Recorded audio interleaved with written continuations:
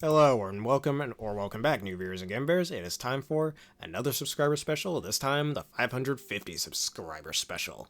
And today, we are doing the Generation 5 Pokemon's tier list. My opinion of every Pokemon that was introduced in the 5th generation, and for those of you who have been on my channel for quite some time, you would know that this is my favorite generation.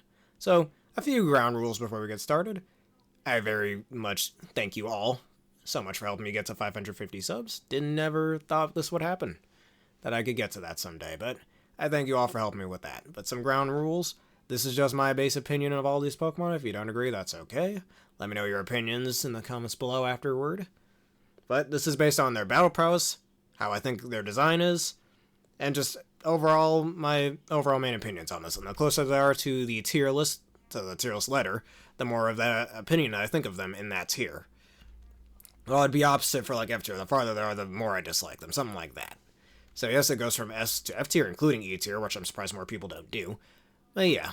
And one more thing is, just like previous tier lists, we're going to ignore any Mega Evolutions that might show up later on, because I want to do that on a future list. But anyways, and of that being said, and yes, one final thing actually. Pokemon like Bisharp, we all know King Gambit exists. We're going to look at it the lens as if that evolution didn't exist later on. We're going to pretend like it didn't exist, since that might affect my opinion on this. But anyways, other than that, that should be all the ground rules. Let's get started, starting with number 000, Victini. I love this thing. I have a bit of a tale of Victini back in the day when Pokemon Black and White first came out. I was in the 3rd grade.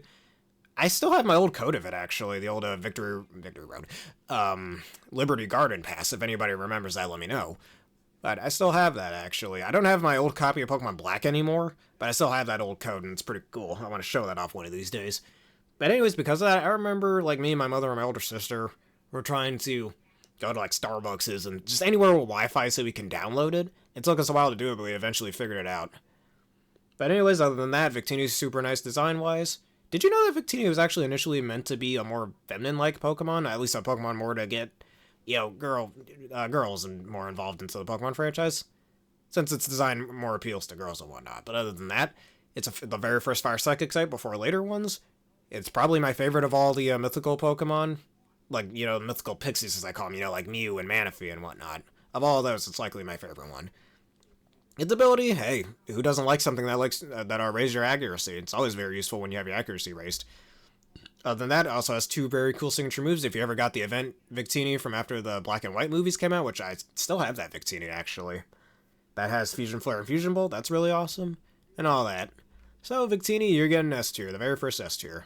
Enough of me rambling. Next is Snivy. B tier. Not the biggest fan of the grass types, but Snivy's at least okay design-wise. It was alright in the anime. And probably the worst of the Univit starters, I'd say.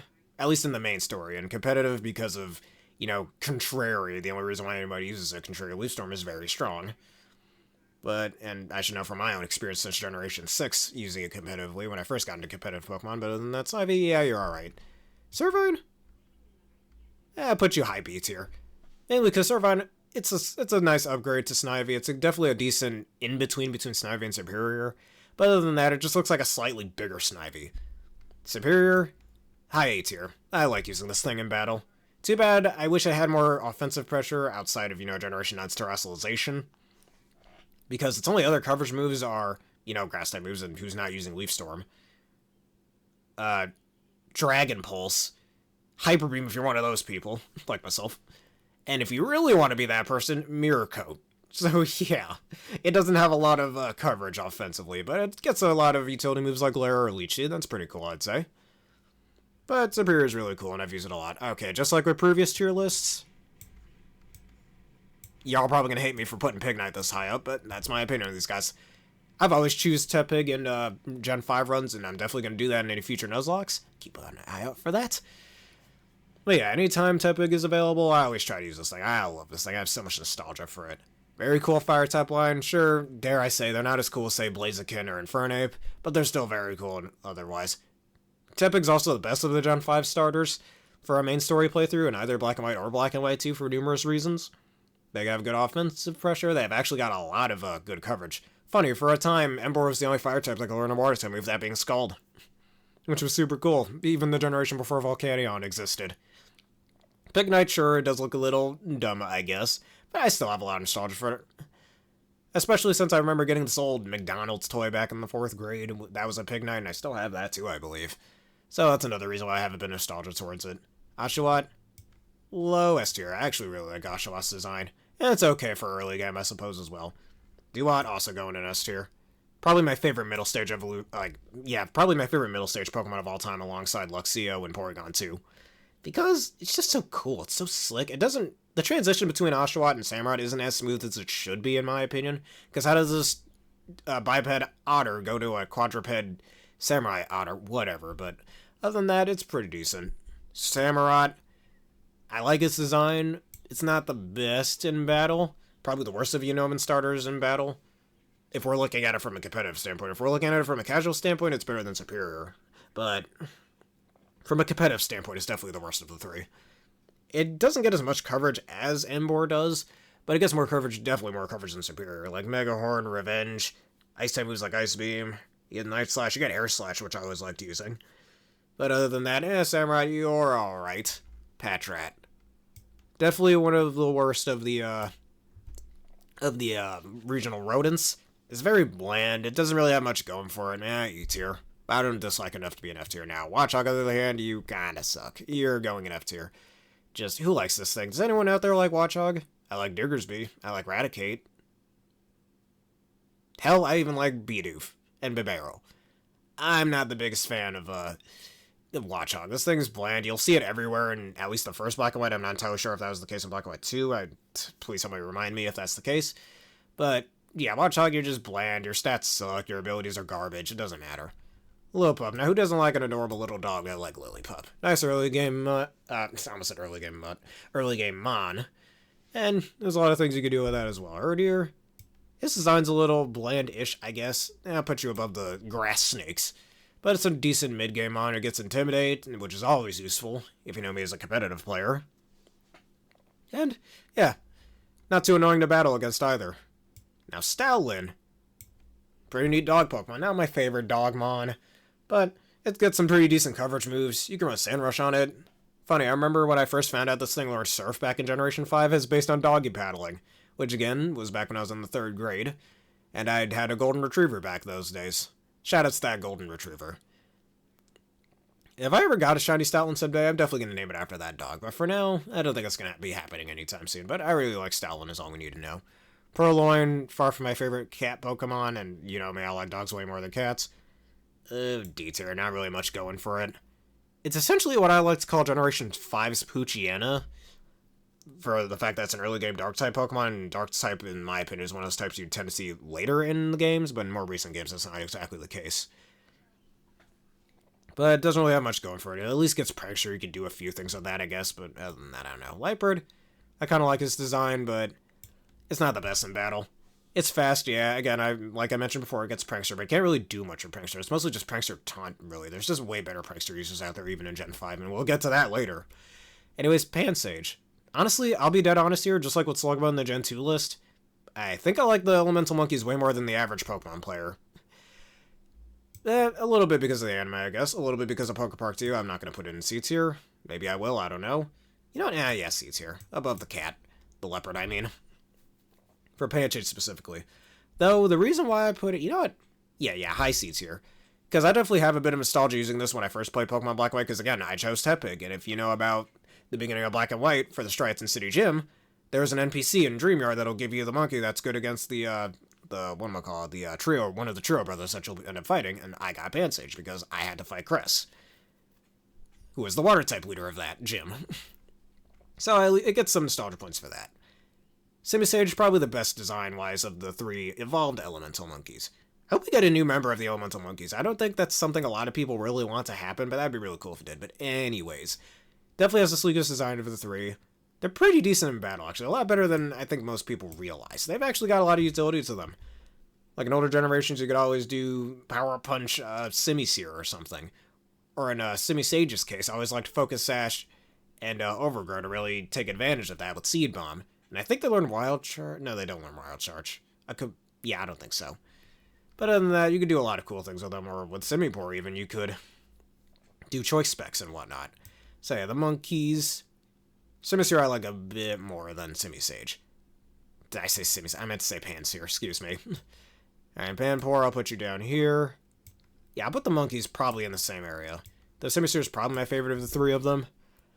But other than that, there's quite a few good things you can do with them in battle. And I think they're the only, like, non-starter Pokemon that get the Torrent, Overgrow, and Blaze abilities. Yeah, I'm pretty sure that's the case. And these guys, again, like I mentioned before, Focus Sash, you could do quite a bit with that. All three of them get Gluttony. You could run, stat-raising berries, like the Lychee Berry, for example. Or a Slag Berry, which is always pretty cool, which you can do on Simisear. Well, Flame Charge, yeah. Like, Lychee Berry, Flame Charge, Simisear, I think has always been pretty cool. And like I meant with Simipour, it's a good specs user. Definitely one of the better early game mons of that item. Other than that. Alright, Muna. Generation 5 is Drowsy. I like this design. It's quite a cutie. So, how about you High Seeds here? You're found relatively early in the game, but there are better Psychic types. Musharna, another Pokemon I have a bit of nostalgia using. You get a Moonstone pretty early in the Gen 5 games, but back then was when Stone Evolutions didn't really learn a lot of moves. So you better, like, that's a bit of a baffling design decision in my opinion. Just like I mentioned before, you get the Moonstone as early as Pinwheel Forest, yeah, which is right after the second gym. Just the problem with that being is, that early in the game, what is your Muna, assuming you were training a Muna, it's only going to be around maybe level 20. It's not going to have learned most of the moves you want it to learn by then, so... Then again, it is the player's choice to use that Moonstone, but I like this thing design-wise. I remember breeding one of these back in Generation 6, and putting it on a Trick Room team, which definitely put in some work, but definitely not my favorite Psychic type this generation. We'll get to that eventually. Anyways, Pidove. I always say, man, Pidove's just discount Starly. I mean, in a way, a lot of the birds, up till at least Generation 6, I'd say, were just discount Pidgey, let's be real. But Pidove doesn't really have much going for it, and probably alongside... It's probably my second least favorite regional bird, just behind Swallow. But, yeah, and that'll be the same with Tranquil, and sadly, Unpheasant. Again, I don't dislike him enough to put him in F tier, but it's, I'll put these guys at least above Patrat. I mean, Tranquil's design I think is okay, but it's a little too bland for my liking. I know they're literally just birds, but they could have done a bit more. I prefer the male Unpheasant, which weirdly enough isn't on this list right now. The female one looks even more bland and just, I don't know. And the fact that they learn a lot of special attacks, but they barely learn any special moves. They don't even get Brave Bird, for fuck's sake. Why is that the case? Whatever. Still better than Swallow, though. Blitzel. Let's put you in B tier. Blitzel, found relatively early in the game. Nice electric type. It gets a lot of abilities that give it immunities, like Lycanroc and Motor Drive. And I think the only other Motor Drive user besides Electivire. So, yeah. I like that. Is Zebstrika. You're a cool dude. I'm going to put you in high 8. I'm going to put you in mid 8 here. You're not the best in battle because you don't get a lot of coverage moves and your stats, aside from your speed, are kind of lackluster. Like, I wish this thing could hit harder. And Zebstrika is another one of those older Pokemon that, in my opinion, should have gotten evolution. Like, imagine a Pegasus Zebra or something. Electric Flying. That would be so cool. I want to see that. Can somebody make some fan art of that? I'd love that. But other than that, I like how its stripes like light up with electricity, and an electric zebra is something I'm surprised Pokemon didn't do a little bit sooner, honestly. Other than that, you're a cool dude. Zebstrika. Anyways, Roggenrola. This generation's Geodude. Definitely a lot cooler than Geodude. Its design was always a little bit weird in my opinion, but it's another relatively early game Pokemon.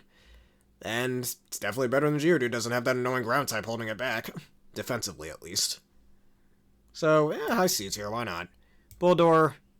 Nah, yeah, high seeds here. Slightly lower design-wise, but it's okay. Gigalith. You are pretty cool. I want to put you in A tier. Gigalith has always been a really cool design in my opinion. If you've seen it shiny Gigalith is awesome. It got Sandstream in Generation 7, which is always pretty cool. Too bad nobody really used it. I wish more people would use it. Hell, I wish it was in Generation 9. It would be a decent alternative over Tyranitar if you didn't want to use it for whatever reason, but whatever. I do like its stat distribution, high attack, high defenses, decent HP stat, but the rest of its stats are kind of garbage. That's how most rock types are built, really. Get some decent coverage moves like Superpower or Iron Head. I think that's always pretty cool. That is pretty cool in other forms of Pokemon media like Pokepark too, so I'm putting you very high up there. Woobat.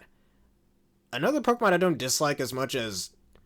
what was I saying? I don't dislike it enough to put in an F tier, but I generally don't like it enough either. Just, yeah, Another early game on this generation's Zubat. Zubat's way cooler. I don't care what any of you say. Swoobat, F tier. I don't like this thing. One of all the psychic flying types, I mean, you know, this is like the Generation 1 Sea King thing. Of all psychic flying types, or even just psychic types in Generation 5, why are you going to choose Swoobat? Why, really? And even of all psychic flying types, like I was saying before, Xatu exists and that thing kind of sucks. At least Xatu gets Magic Bounce. Who's going to use Swoobat? Why are you going to... That and Swoobat's kind of annoying to evolve too. It's one of those friendship evolutions as well, if I remember correctly.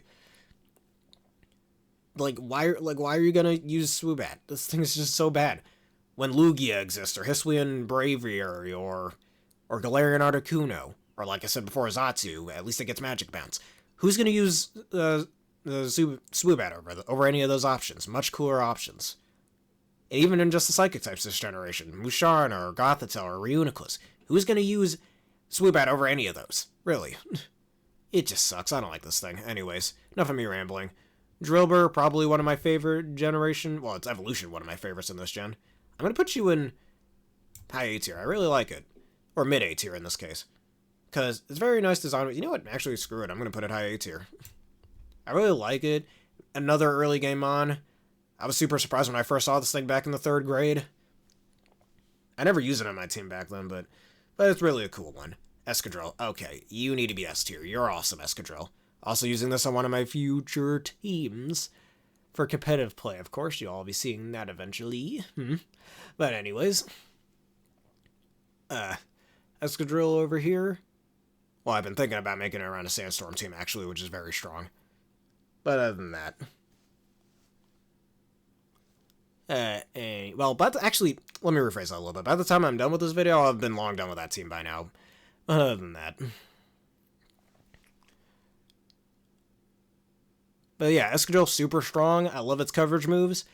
All 3 of its abilities are super awesome. Sand Force, which people gotta stop sleeping on that ability. Sand Rush is super useful. You pair that with like a Choice Band and Earthquake, ooh, nothing's gonna live. It's so cool design moves. It was awesome in the anime. What's not to like about Escadrille? This thing is so cool. Alright, Audino. Well, let's see. Well, I've got a lot to say about its Mega Evolution, but again, we'll save that for a future list. Oh no, I'll just put you D tier. And the only reason why I don't put it in E tier because I don't have any particularly good positive things to say about Audino. I mean, this design is better than Chansey, and at least unlike Chansey, you don't gotta worry about any annoying Eevee-like strategies. But it's adorable, I guess. And the only other use it really has is as an XP farm. I mean, just another thing I used to do back in the 3rd grade is I used to farm up a bunch of Audinos and fight them. Even did that a few times in Black and White 2 years later. And it's definitely very good, especially if you're trying to EV train for HP. But outside of that, you just need XP farm on. No, you don't really have much going for you. You get a lot of coverage moves, yeah, but you don't have the offenses to truly take advantage of that. So, I don't know, D's here. Timber! There's a tree falling somewhere. Beats here. Yeah, like mid beats here. You're pretty cool, Timber. And you found another early game on, found that early in the game. You hit pretty hard. You're definitely a good answer for the 2nd gym leader, my least favorite gym leader alongside Grusha from Generation 9, if you guys know me. But, yeah, Timber's alright. Girder. You get it really early in the game, evolves a level 25 from Timber. And yeah, just put on the same one there. Very good. And as for Conkeldurr, alright, I don't like it as much as Gigalith, but I'm going to put it right next to Gigalith. You know what? Right next to Zipstrika instead. It's very good in battle. This is this generation's Machamp. Which, I prefer this over Machamp. It has a higher attack stat, it gets Mach Punch, and Bullet Punch, which Machamp only gets Bullet Punch, I'm pretty sure.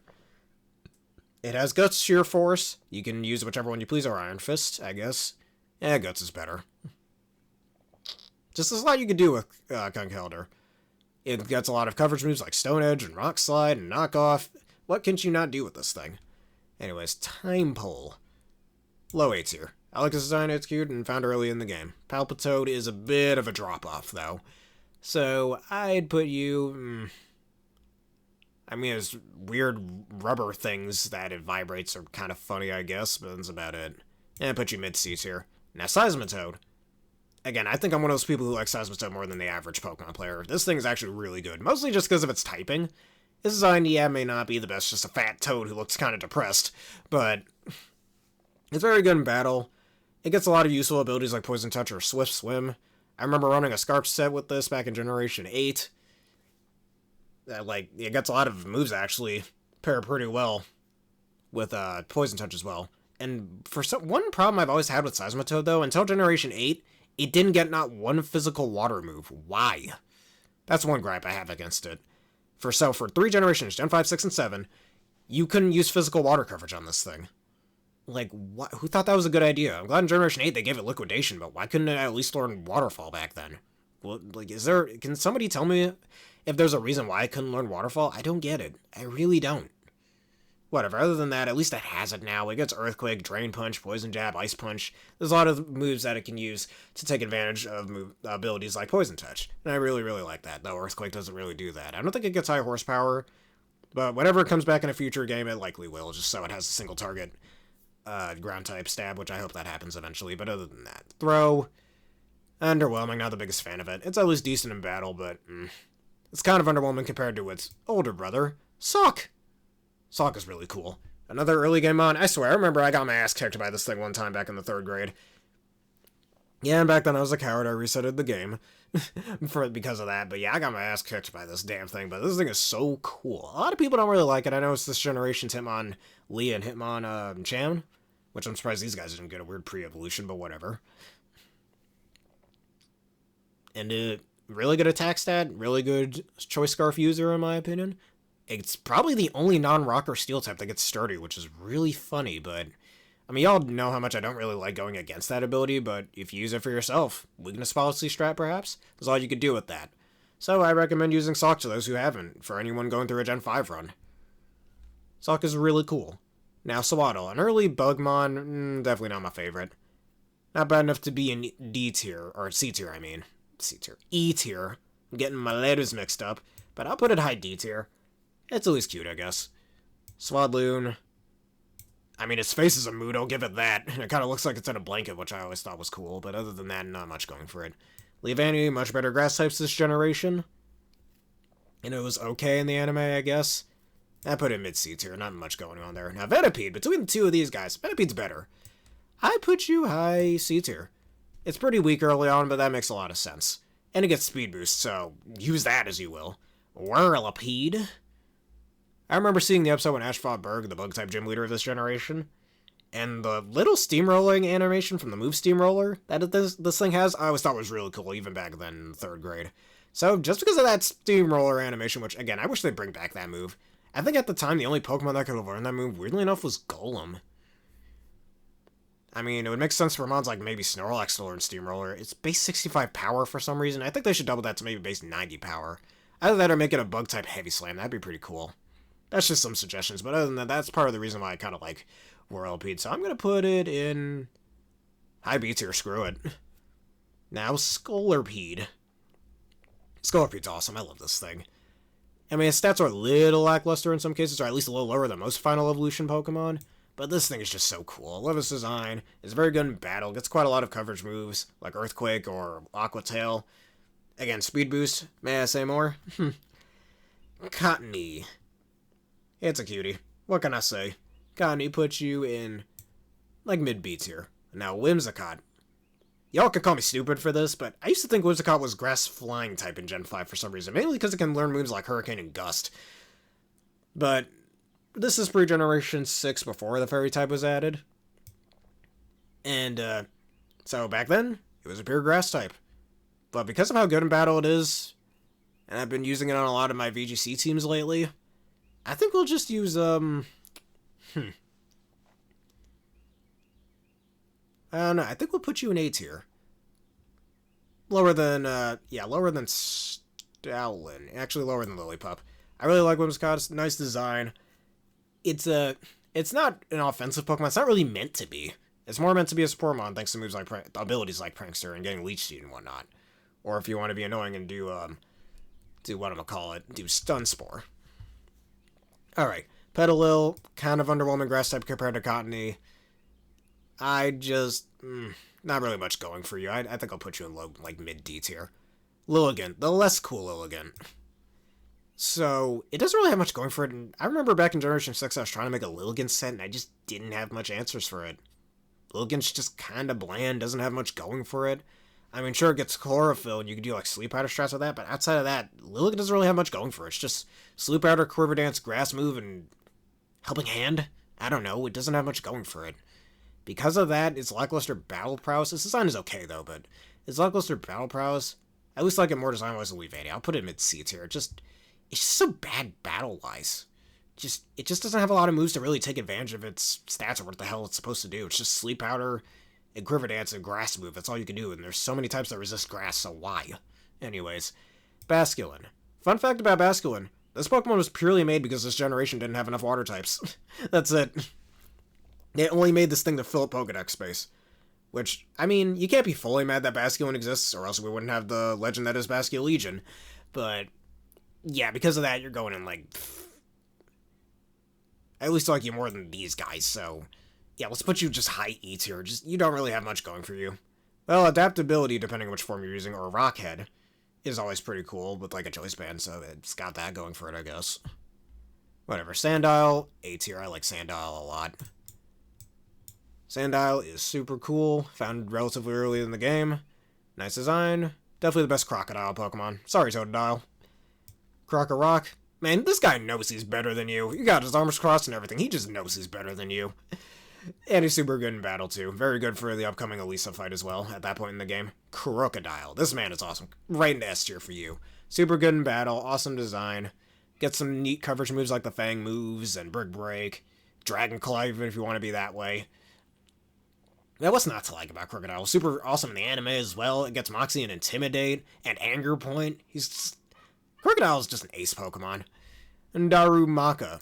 Ignoring its really nasty Pokedex entry, if you know what I'm talking about. If you don't, please look it up. But, you know what? It's at least pretty decent in battle if you can get past how annoying it is to hit things with Hustle. So, yeah, low A tier. Darmanitan, the normal form, or the standard form. Darmanitan's really good in battle. I'm putting it in S tier. I mean, I always choose Tepig for my Gen 5 runs, so I really don't have a reason to use this, and there's another later fire type that I could also use as an alternative as well, but this man hits like a freaking freight train. Throw a Choice Band or a Life Orb on this man, with Sheer Force, Flare Blitz, or Rock Slide, or Bulldoze. Weirdly enough, Higher Armor, Superpower aren't affected by Sheer Force, which is weird in my opinion, but whatever. But this man will crush teams in seconds. Got a pretty decent speed stat, too. So, yeah, this thing is super strong. Like, oh man, this thing can hit like a freight train. But sadly, because I tend to use Ember all the time, there's another fire type in this generation later on that I would use over it as well. We're going to put it like mid-S tier. I'd love to put it just a tiny bit higher, but just because of that. Zenmo Darmanitan isn't as good. I'm okay with its design and it being the only other psychic fire type until Generation 6. Yeah, not really A tier. I think I'd put you, because of your awful battle prowess, I'm going to put you in low B tier. I like its design, and I like the concept. I think the concept is neat. If the Darmanitan has Zen mode, which, because of how sucky this is, why are you going to use Zen mode over Sheer Force? You know? I mean, it's good lore-wise for the desert area, Desert Resort, I believe it was called in Gen 5 as well, but the fact that you need to get to half HP for this to be activated, and sure, its speed is significantly lower and its defenses are raised, but bro, you're at half HP.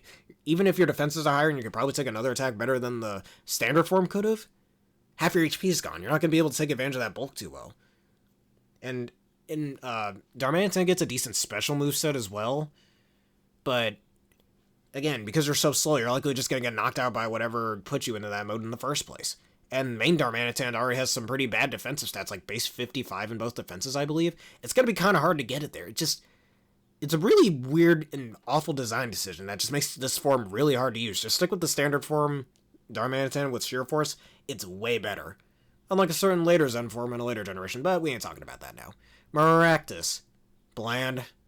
Very bland. Another older Pokemon, in my opinion, that kind of needs an evolution. The only thing it's got going for it is kind of cute with those flowers, I guess, on its head. But it doesn't really have much going for it. You know, I'm going to put it below Basculin.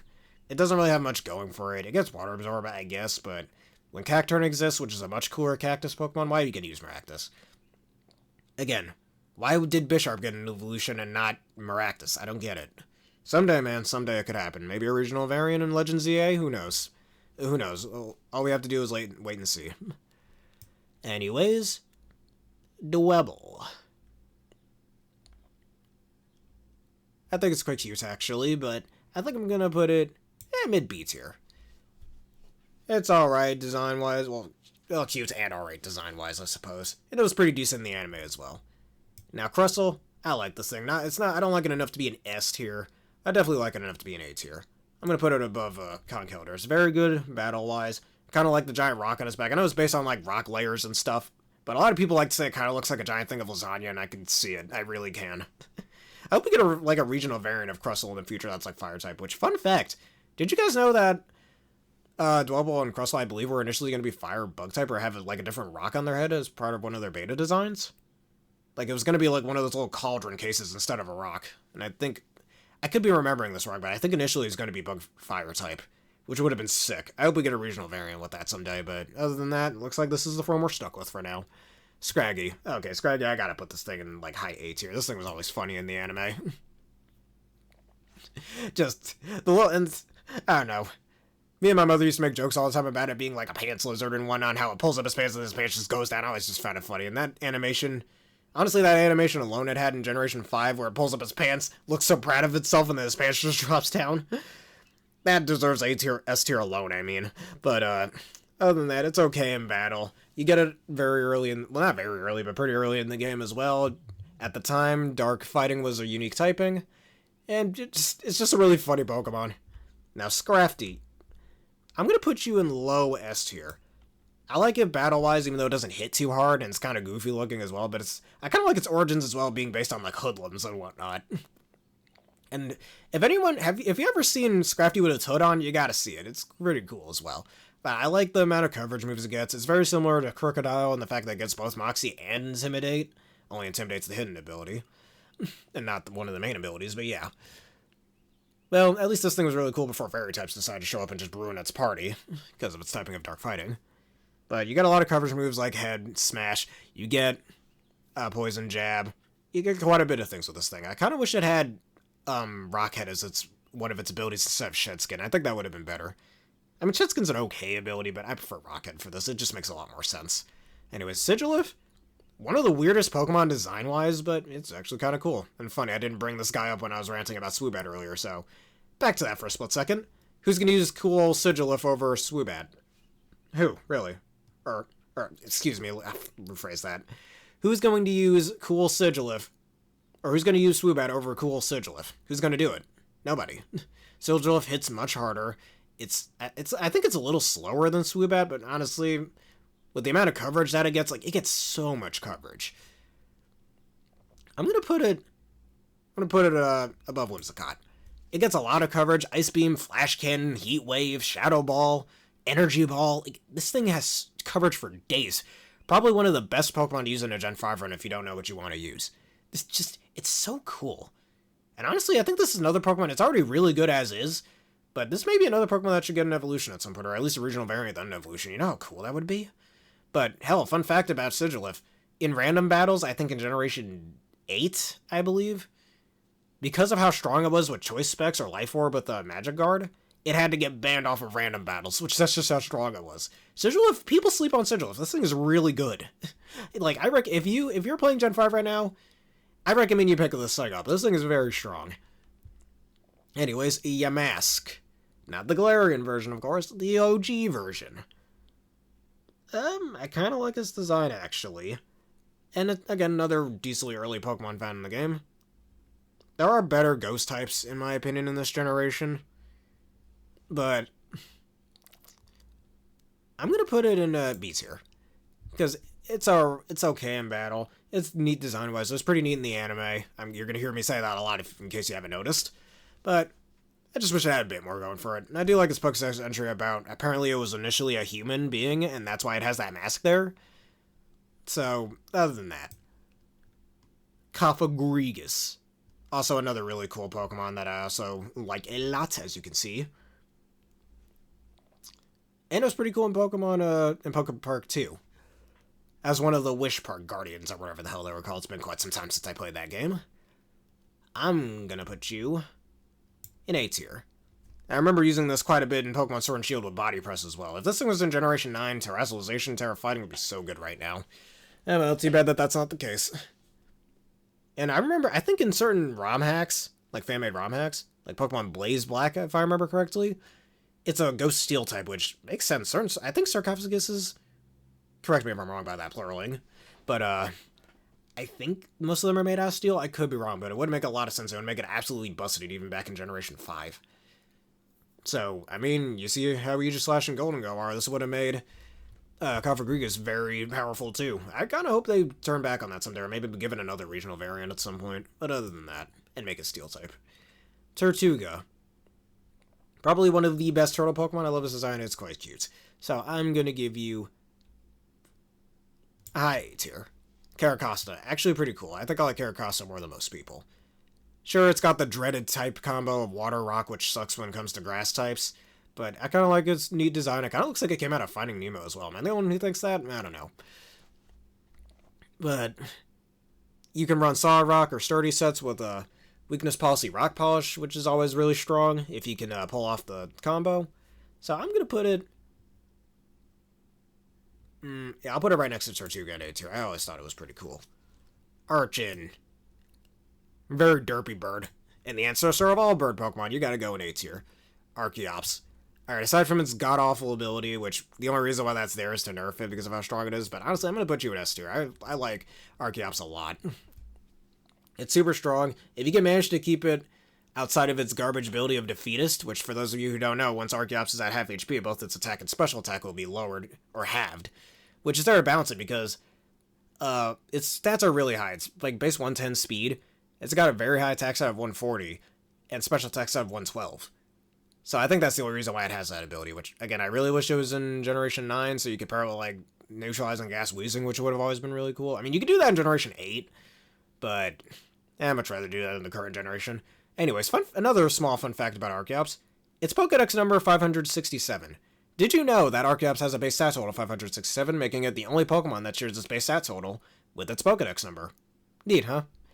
Anyways, Archeops, you're very strong. And very powerful. Like, do not underestimate this guy. If he lands a hit on you, it's going to hurt until you get to half HP, sadly. Only thing keeping it from being in really high S tier. Trubbish. It's trash. Kidding. Partially. Doesn't really have much going for it. Both Coughing and Grimer, in my opinion, are much cooler. It's trash, what can I say? Kind of. Garbodor, slightly cooler, but why the hell didn't this thing learn Poison Jab until Generation 8? Can somebody answer that for me, please? Like, why the hell didn't this thing learn anything to learn Poison Jab till Generation 8? So, the only physical poison coverage you could have at the time was Gunk Shot, which, very strong move, yeah. Do you really want to rely on 80 accuracy, though? You know what they say, if it isn't 100% accurate, yeah, let me stop. You've all heard that 1,000 times, I ain't gonna keep going with it, but Garbodor, it's dumb design-wise, it's just a giant heap of trash. As a Gen 5 lover, even I gotta say it's a little... And I just wish it was better in battle. Just you're low D tier. Zorua, okay. Just like most of you, you guys gotta go straight into S tier. I love these two. Yeah, not as good as their later Hisuian variants, which, very cool how they managed to make a regional variant even cooler than the original. And this is basically this generation's Lucario. Too bad it isn't playable in Smash Bros. But, in my opinion, it should have. Or in Pokken Tournament at the very least. Yeah, Pokemon Company, if you're listening to me, get onto that, please. Anyways, this thing's super cool design-wise. At least on all my Black and White 2 runs, which I can't wait to Nuzlocke that game in the future, and use Zoroark, show off its power. Just, Zoroark is so cool. It gets a lot of coverage moves, it's very good in battle, you can really, you want to know one thing I always liked doing with its illusion ability? Like, have a fighting type on your team, like, go against a trainer who primarily uses psychic types. Especially with the AI, like, do that in the PWT, or the Pokemon World Tournament.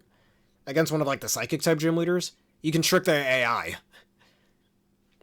Since the AI will constantly go for a psychic type move, and you're pretty much locked. You'll just win the fight every time, hitting their psychic types super effective. Too bad you can only do that with maybe one type in the game. You can't do that with the other 16 types. And, hell, you can even do that in Generation 7 against the Ultra Necrozma fight. Like, get, like, a Zoroark, have a fighting type in the front, and Ultra Necrozma will constantly spam Photon Geyser, and you'll have an easy way to win against it. For those of you who didn't already know, I think that's pretty common knowledge ever since Ultra Sun and Ultra Moon came out, but yeah. Other than that, Zoroark, you are so cool, Zorua, you're adorable as hell, I love these guys. Minchino. Another very cute Pokemon that I'm just going to put in A tier just because of his cuteness alone. And Chinchino. I'm not going to put in S tier. I got close to it, not going to lie, but I'm going to put it high A tier. The reason being is I have a lot of nostalgia using Chinchino. It's pronounced Chinchino for some reason, not Cincino. At least according to Pokepark 2, I'm just gonna go off of that. For nostalgia reasons, but I really like using this thing. Technician, and Skill Link with Tail Slap, and what am I called? Bullet Seed, Rock Blast. You can pair that with a King's Rock for high flinch chances, which you'll pretty much flinch every time, which is very annoying to go against, combining that with Chinchino's high base speed of 115. Or you could Life Orb it for power, or in the current generation, you could Loaded Dice it, so you don't have to, rely on Skill Link, and you could do Technician instead. So that's pretty neat as well, in my opinion. And on top of that, it's adorable design-wise. Gothita, E tier. There really isn't going any. There's really not much going for you. Same with Gothorita.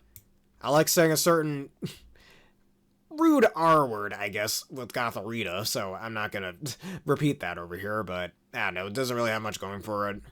And all that. Gothitelle, kinda dumb. I'm not the biggest fan of Gothitelle. It's cool in Pokemon, in Pokepark Tournament. Excuse me. Pokepark 2. Pokepark Tournament. Anyways. It's pretty cool there, I guess, being able to summon meteorites. If you haven't seen that animation, you should. But, you're bland. You don't really have much going for you. You got Shadow Tag, I guess, so you tend to see it a lot in competitive play. It just, I don't know, I don't like Gothitelle. Alright, now we're getting to some really cool mons. And now another set of Pokemon I gotta put straight into S tier. Because I love all three of these guys. And Reuniclus, my all-time favorite psychic type, and still to this day. And that's probably not going to change anytime soon. Yeah, I'm going to put you right over here. The reason being is Solosis, adorable little ball of mitosis. They're based on cell division and whatnot, as you can tell. They kind of look like cells. Just got an adorable face. Same with Dewosion. The only gripe I kind of have with this line is, it's a really weird design decision. Y'all know this is the generation where Eviolite, the Eviolite item, was introduced, right? Dewosion has a much lower HP stat compared to Reuniclus, base 65 to base 100, I believe. Or 110, I think. But it also keeps the same special attack stat. Both Dewosion and Reuniclus have base 125 special attack. And I think Dewosion has base 25 speed, while Reuniclus has base 30 speed, so it's a good Trick Room mod. The problem is, Reuniclus's defense stats don't go that much higher compared to Dewosion, but it gets a much higher HP stat. This is introduced in the same generation where Eviolite was a thing, which is such a baffling decision. Like, imagine if, like, let's talk about the Porygon line for a split second. Imagine if Porygon Z just had higher HP stat than Porygon Z with the same special attack stat. I mean, at least in Gen 4, it would have been fine, I guess. It wouldn't have really gone anywhere. But then in the next generation where Eviolite is a thing, like, just use Porygon 2 over that, over Porygon Z every time. Oh, wait, that's actually what ended up happening, despite how Porygon Z's stats were distributed. In Dewosion's case, just put it on there, and it's just baffling to me. Why would they do that? Like, they just, like, they gave it the same special attack stat as Reuniclus, but its defenses are just a little bit lower than Reuniclus's, and Reuniclus just has a much higher HP stat and slightly higher speed stat, and I think a higher attack stat too for some weird-ass reason. It's just such a weird design decision, so either use a tankier evolution or put an Eviolite on him. Just go with the evolution, I'd say. Reuniclus is really nice anyways. Reuniclus, look at this thing. Just look at it. Look at this thing. How can you not look at that and just not want to give it a big hug? It looks like it's reaching out for a hug, and I love it. I absolutely love its 3D model as well. Just floating around there, having the time of its life in that little jello armor of it. You know what else that kind of reminds me of? Y'all know the X-Men, right? Do you remember the one, like, kind of obscure mutant known as Armor? Like, her, like, Reuniclus kind of looks like her, with the weird armor. Again, if you don't know that, you should look it up. But Reuniclus kind of looks like that one mutant from the X-Men, and I really like that about it. But my favorite psychic type of all time, I love using this thing on a Trick Room team. It's so cool. Anyways, Ducklet. You're bland. Actually, better yet, you're so bland, I'm going to put you in low F tier. You're still better than the elongated rat and the really dumb-looking Zubat clone. But yeah, it's so bland. This thing doesn't have anything going for it. It sucks in battle. I don't know. Swanna sucks in battle too. Like, who's gonna use this thing over, say, Gyarados or dare I say, Pelipper? But Swanna, I mean, I found a lot of good uses in it in Pokemon Showdown. If you haven't been watching my Pokemon Showdown videos, please do. They're very good. But, yeah, Swanna, you're even worse than the regional birds of this generation. Just, it doesn't have much going for it. Its stats kind of suck. The only thing keeping it out of F tier is how useful it's been to me in Pokemon Showdown, but other than that. Okay, one of my favorite all-time Pokemon this generation. I'm probably going to catch some flack for this, but I really like Vanillite. the Vanillite line. Cheers! Like, I hope we get some sort of regional variant in the future where they're maybe chocolate flavored, or like make it strawberry flavored in their ice fairy type, or maybe they're chocolate and they're rock ice type. Maybe not actually. Ground ice type sounds better. That would be so cool. I hope something like that happens, or even mint flavor, make a grass ice type, something like that. That'd be so cool. Like, there's so many possibilities you could do with this. Vanillix. Yeah, Vanillix is one of my all-time favorite Generation 5 Pokemon, and definitely my favorite ice type. I love this thing. I have so much nostalgia using it. I remember before Pokemon Black and White came out, my older brother let me look at his laptop of the new Pokemon this generation. I saw Vanillite. I immediately fell in love and wanted this damn thing on my team. It's so adorable. I already liked ice types up to that point. I mean, keep in mind at the time my only Pokemon games were Pokemon Gold and Heart Gold. That was the ones I played at the time. As you know, Pokemon Black and White was my third Pokemon game. But I fell in love with this thing. It's got a neat design. And just Vanillix I always thought was really cool. The little straw is adorable. The double faces. Just there's so much to like about this thing. It's pretty decent design-wise, battle, I mean, as well. Especially when it got Snow Warning in Generation 7. And if it were brought into the current generation with Snow, I'd see it getting some use. It would definitely be another Aurora Veil setter, just like a Bomb Snow or a Alolan Ninetales.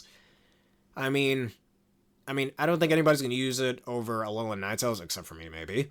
But I'm probably the number one biggest fan of Vanillix, and I hope this thing gets some regional variants. And man, y'all gotta stop hating on this thing. What do you mean that, oh, they're running out of ideas, it's just an ice cream cone? An ice cream cone's definitely more creative than just a gachapon with eyes like Voltorb. But yeah. Vanillix, y'all gotta stop hating on this thing. I love this thing for so many reasons. Anyways, Deerling. Definitely not the blandest normal type Pokemon we've ever had. So, I think I'll just put you in, like, high D tier. You're always cute, I guess. You're better than Stantler, I'll give you that. Sawsbuck. I remember there was this girl that was in my 4th grade class at the time, and me and her used to make jokes about it being called Saw's butt. I don't know, we were all immature back then. Just because of that. And I really like its winter form. That and another Pokemon that I've found a lot of really good use for in Pokemon Showdown, so I'm going to put you in high C tier. I almost said C tier.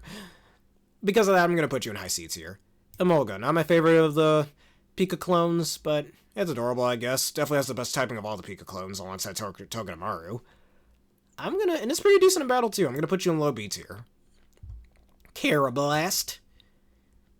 One thing about Carablast, I'm wondering what his name is a combination of. Like, Scarab, I think, but where does the blast come from? Whatever.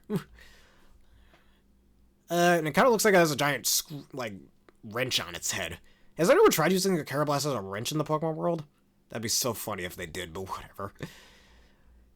And I think its design's pretty decent outside of that anyway, so, man, like, mid-C tier. Escavalier, probably another one of my favorite monsters generation. I like how it has literal lances for hands. I think that's super cool. It's really neat design-wise, battle-wise, I mean. It's got the same typing as Scizor, has really good defensive stats of 105 in both defenses, and I think base 70 in HP, which is okay to pair with those defensive stats, in my opinion. It doesn't suffer from that problem of low HP, high defenses, or vice versa, thankfully. But it's got a really good attack stat of 135, which is awesome. Putting a Assault Vest on this man, he ain't gonna die anytime soon, or an Alka Berry to take those fire-type moves. This thing will hit you so hard, but you won't be able to hit it back as hard unless you have a fire-type move. That and this thing looks so badass with those lances for hands. It can fly. It's so cool. Hell, in Poké Park 2, I think it has an animation when you're battling it where it can charge it up with electricity, those lances. This thing is just so awesome. I wish it had an attack where it can use its head as like a guillotine, too. I mean, it learns guillotine. It's got Iron Head, it gets a lot of coverage moves like Drill Run or Razor Shell. Hell, if this thing were in Generation 9, I'd make it Terra Water or Terra Ground to deal with those pesky fire types.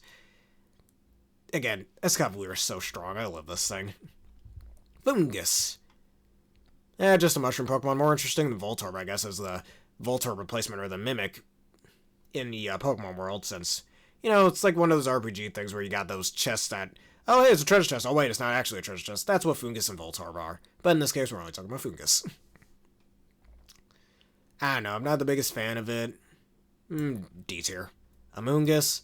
Another Pokemon I'm definitely not the biggest fan of, and I kind of hate how common this damn thing is in VGC, and no matter what generation you're playing in, Gen 5 through 9, you'll see this thing everywhere. I get it. It's got Spore and stuff, and I've been definitely using this on one of my Terapagos teams. If you haven't seen that video already with my Generation 9 VGC, you should go see it. I'm using it on my Terapagos team. I feel dirty using it, I'll be honest. I really do. And better yet, I'm not even going to put it high E tier. I'm going to put it mid E tier, because honestly, I don't dislike it enough to be an F tier, but I think his design is kind of bland, and the only reason why people use this damn thing is Spore, Pollen Puff, Regenerator ability. Which, yes, I get it. It's got Spore, it's got Rage Powder, it's just... The reason why I don't like using Amoonguss is just, you know me, I like my offense, no matter what turn-based or action RPG I'm playing. But I just find Amoonguss to be so bland, and so passive. Like, you'll see the same 3 moves on this damn thing, just Spore, Pollen Puff, and Rage Powder, that's it. Like, you just see, and maybe a Sludge Bomb here and there. I do have an idea for an Amoonguss set I want to do at some point regarding, like, Terra Ghost and Hex, but Amoonguss is just so freaking passive, and I hate that about it. I wish I had more going for it than just Spore and Rage Powder all day, every day. That's completely gotten rid of thanks to a good enough grass type. I just hate it. It's just so... It's so passive. I don't like it. But other than that, at least its past counterpart in Brute Bonded is way cooler. But other than that, E tier for you. And just how damn common you are in VGC. Alright, Frillish, just like, well, not just like Basculin, but fun fact about Frillish, initially Frillish, I'm not going to put in C tier, but fun fact, Frillish initially was going to be a pure water type. It was only given the ghost type because there weren't enough variety in water types in Generation 5. So that's the reason why they gave it the ghost type. Hell, it kind of, because of its eyes, it looks a little ghostly. If it was originally going to be pure water type, that makes me wonder what its base design was going to be before they decided to make it a ghost type.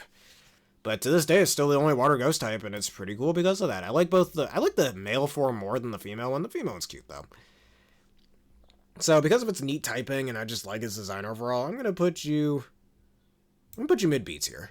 Now, Jellicent. I prefer the male Jellicent. Kind of looks like the Pringles mascot, which I think is pretty funny. But Jellicent is pretty much always my... Aside from Seismitoad, which in Gen 5, I mentioned it before, Seismitoad doesn't get any physical water stab until Generation 8. I'm gonna put Jellicent high A tier, because it's definitely my go-to water type, since, you know, I always like going for Tepig. Alongside Seismitoad, it's definitely my go-to Gen 5 water type, and when I inevitably do that in Nuzlocke someday, I definitely want to use this on my team. I always thought his design was so cool. Again, like I said before, I prefer the male form. Alomomola, you got nothing going for you. I'm putting you low F tier. I mean, I don't dislike his design, even though it kind of looks sexualized a little bit, but... One, I know, everybody said it and ever again. Everyone's great-grandma and great-grandfathers always said it. Blood Disc should have evolved into this thing, or maybe it should have been another way in Generation 5 to farm for heart scales or something, but... You're just so bland, Alomomola. You got nothing going for you. Your name's a little annoying to pronounce. It's just... I mean, it's one of those few palindrome Pokemon, I guess that's kind of cool, but... Who's going to use this over any other water type in this gen besides, I guess, maybe Simipour? I can see people kind of using this thing over Simipour, but other than that, and Swanna. But other than that, just almost so bland to me, and it's so dumb in battle. Like, dumb in a bad way. Not dumb in an annoying way. It gets Wyguard, I guess. That's it. That's all it's really got going for it. But other than that, Joltik. Cute little spider. Probably the best spider Pokemon. Yeah. Suck at a Rakuen and an Ariados, even though I like both of them. Joltik's just better, I'd say. I'm not going to put it in S tier, but I think I'll put it high A tier. I really like it. Galvantula, actually, I wish more people would use Galvantula. This thing is really good in battle. So because of this, I'm going to put you in mid S tier. Pretty neat design at the time until Generation 7. It was the only bug electric type. It was also, I think, one of the few Sticky Web users at the time, or I think the only Sticky Web user. Hell, Electro Web was originally its only signature move until, I think, Generation 7. And it's basically just electric type Icy Wind. It's a good speed control option. You see that a lot in VGC. And just, I really like this design. Like, if you're confused about a set you want to use on a Galvantula, Compound Eyes, Thunder, so Thunder becomes like 91% accurate. Giga Drain for coverage, Bug Buzz, Sticky Webs, man. Best set. I like using that. And like Focus Sash or something, so you're more likely to get off the Sticky Webs without getting killed too quickly.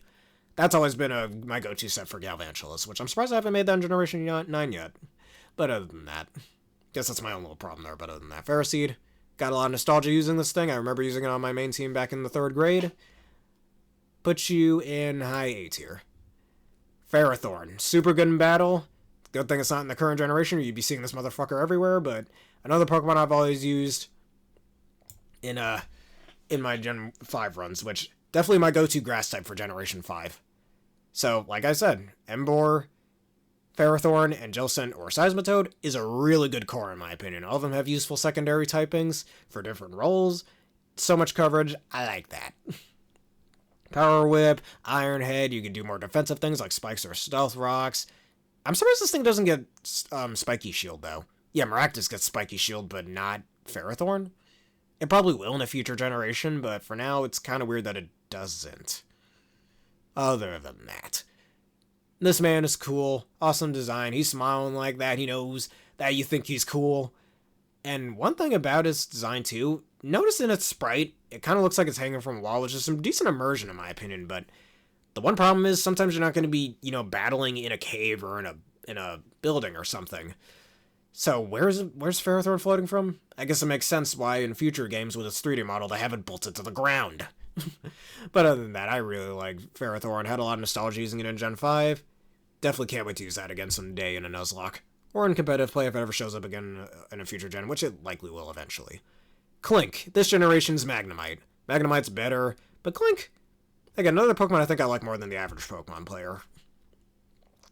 I'm going to put you in B tier because I like your concept of you getting more complicated as you evolve with like your gears and cogs and whatnot. I just wish there was a bit more going on with this design, though. Clang. It's just Clink, but with a gear on the back, and one of the gears lost its face, apparently, but doesn't really have much going for it. Kling Kling. I actually really like Kling Kling. And don't mind the little visual glitch going on with my mouse right here, but yeah. I'm not going to put an S tier, but honestly, I wish it was a little bit better in battle, but I kind of like its concept. I'm going to put it in high A tier. I like the little spike ring that it grows in that third gear there. It's pretty much just Clang, but it gets 2 extra gears. But it definitely, there could have been more of an idea that goes on with this. I hope in Legends EA we get some sort of mega evolution for this thing, where maybe it becomes some sort of gear like Golem, perhaps. Not confusing with Ancient Gear Golem from Yu-Gi-Oh, of course, which would have been pretty neat otherwise. But yeah, design-wise, I at least kind of hope there was a bit more going on for it. And in battle, it suffers the same problem that Magzone kind of does. It kind of lacks coverage moves. Because, I know it gets Body Press in Generation 8, so fighting type coverage to take advantage of its decent defense stat.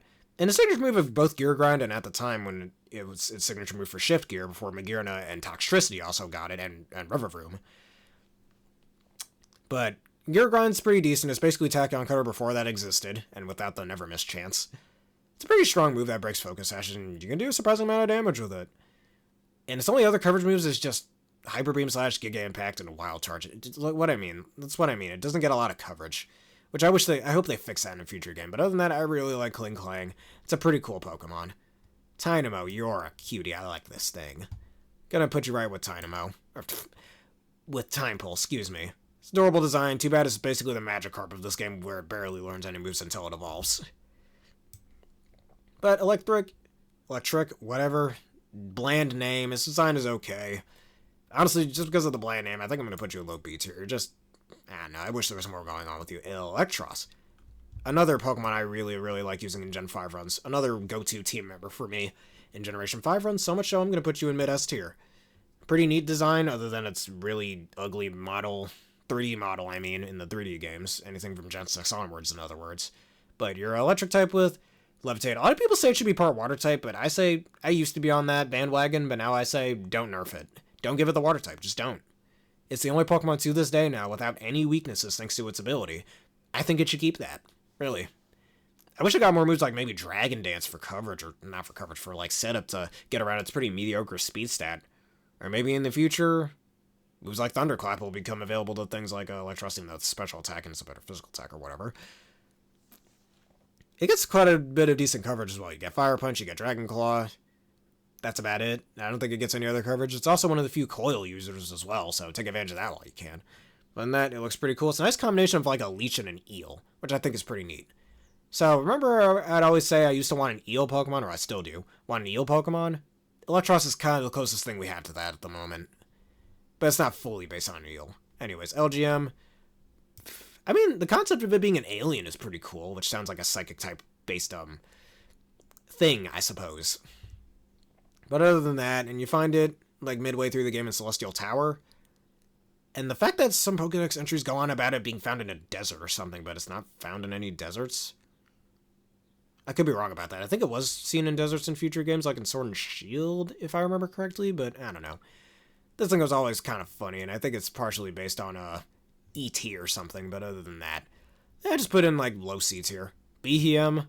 Again, there are better psychic types out there, especially better psychic types for Trick Room, 2 of which are in this generation, as we've discussed before. I'm going to put you low B tier, because at least you're kind of funny, especially in the anime.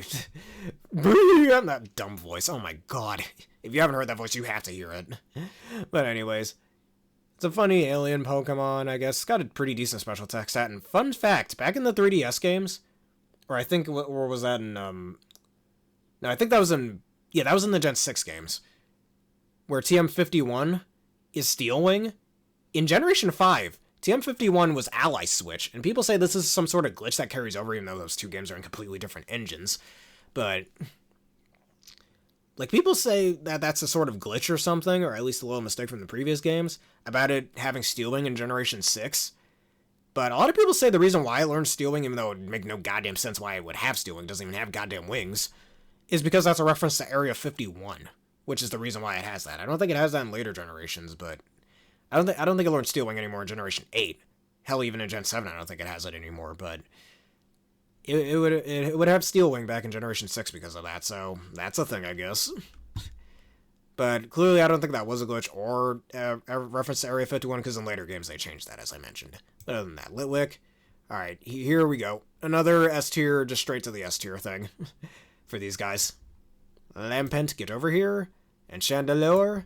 This is the other fire type that I mentioned that I would always be, well, one of the other fire types I always mentioned would be a go-to for me in Generation 5.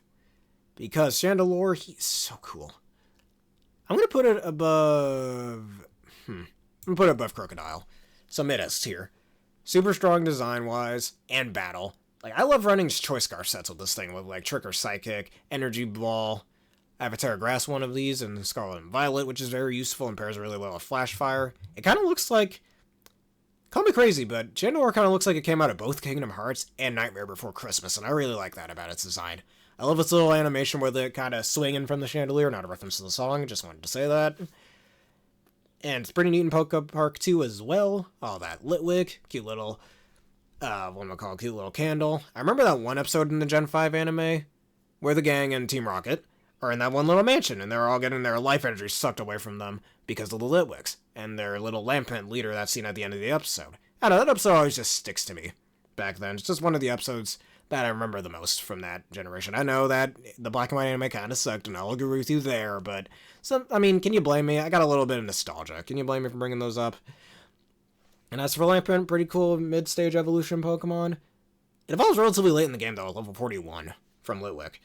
And it evolves with Duskstone, the only other Duskstone evolution Pokemon until Aegislash shows up, of course, alongside both Honchkrow and Miss Maggots, and to this day, the only 4 for Duskstones. I hope we get more Duskstone evolutions in the future, but I really like the Candle line to begin with. They're all so cool. And if on super rare occasions, if I don't use Emboar, I'd either choose this, Darmanitan, or a certain other fire type that I haven't brought up just yet. Alright, Axew. Yeah, another S tier, you guessed it. And speaking of which, I have a bit of a history with Axews as well. Alongside another dragon type later, yeah, Hydreigon, process of elimination. But Haxorus, another Pokemon I always thought was really cool, and honestly, used to be one of my little sister's favorite Pokemon. The reason for that being is because I remember trading her an Axew one time, and she decided to use it for, like, she was only up to, like, the first or second gym at that moment. But she decided to use it for the entire game, and that shit became so broken on her team, so much so she decided to stop using her starter and only train up the Haxorus for the entire time. And me and her even used to do some small, like, Pokemon battling with each other, and there was one time she dead swept me with the frickin' Haxorus that I gave her. That was crazy. I initially gave her that, and I think a Sock and a Vanillite too, so she could get through the game a bit faster, but then our older brother decided to, like, oh, trade her back all of your Pokemon. Or told her to trade back the Pokemon I gave her, but instead, well, he told her to do that. But he was fine with her keeping the Axew that I gave her, because she grew such a bond with it. And it was her most broken Pokemon. It was just thrashing through everything. So much so, I think she even transferred it to the Generation 6 games before she inevitably stopped playing Pokemon, but that's her choice. Other than that, because of that, and because I like using Haxorus on my teams, it's so strong. Outside of nostalgia, this thing hits like a freight train. Base 147 attack. Do not underestimate this thing. This thing will cut you in half with that axe for a face that it has. Just holy shit, and gets quite a bit of coverage for it too. Dragon Dance and Swords Dance to make it even deadlier. You don't want to catch Haxorus in a dark alley, man. I'll tell you that right now. But along with its pre-evolutions, Axew's adorable as hell and was really nice in the anime, and Fracture's a pretty neat middle stage evolution. So, I'll give it that as well. And Haxorus, I hope this thing gets a Mega Evolution in Legends DA or something, like it does in Pokemon Insurgence. This thing is so cool, it needs an evolution. Game Freak, I'll give you everything I own if you give this thing a Mega in ZA. I hope that happens. Please, please help that happen. Anyways, Cubchoo, adorable. Gotta put in low A tier just because of how cute it is. I'm just noticing that in this generation, a lot of Pokemon are really, like, a lot of pre-evolutions are really cute, actually. I don't know why I didn't bring that up until now. But other than that, it's adorable as hell, but too bad it doesn't hold an icy candle, heh? Bad? Okay. It's a Vanillite. Beartick? I hope this thing gets, like, the Ursa ring treatment and gets an evolution. Same with Pangoro, but we'll discuss that in a future list.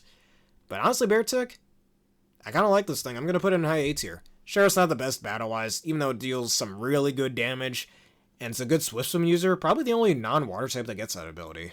Correct me if I'm wrong, but I think that's the case. And it gets Slush Rush as of Generation 7, which, weird how it took him that long to make an ability that makes you faster in the rain. Or in the hail/snow, excuse me. When every other weather condition up to that point, sand, sun, and rain, had an ability like that as early as Generation 4 or 5, I believe. Chlorophyll, Sand Rush, and Swift Swim.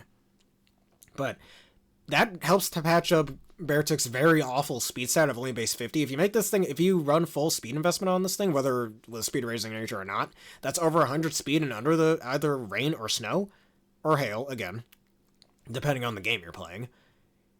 That's over 200 speed right there, which gets over that horrid low speed problem, and you can get off really strong hits of Icicle Crash or Liquidation or Superpower or Earthquake. This thing gets a lot of coverage. There's a lot of really cool things you can do with it. Plus, it looks pretty fearsome.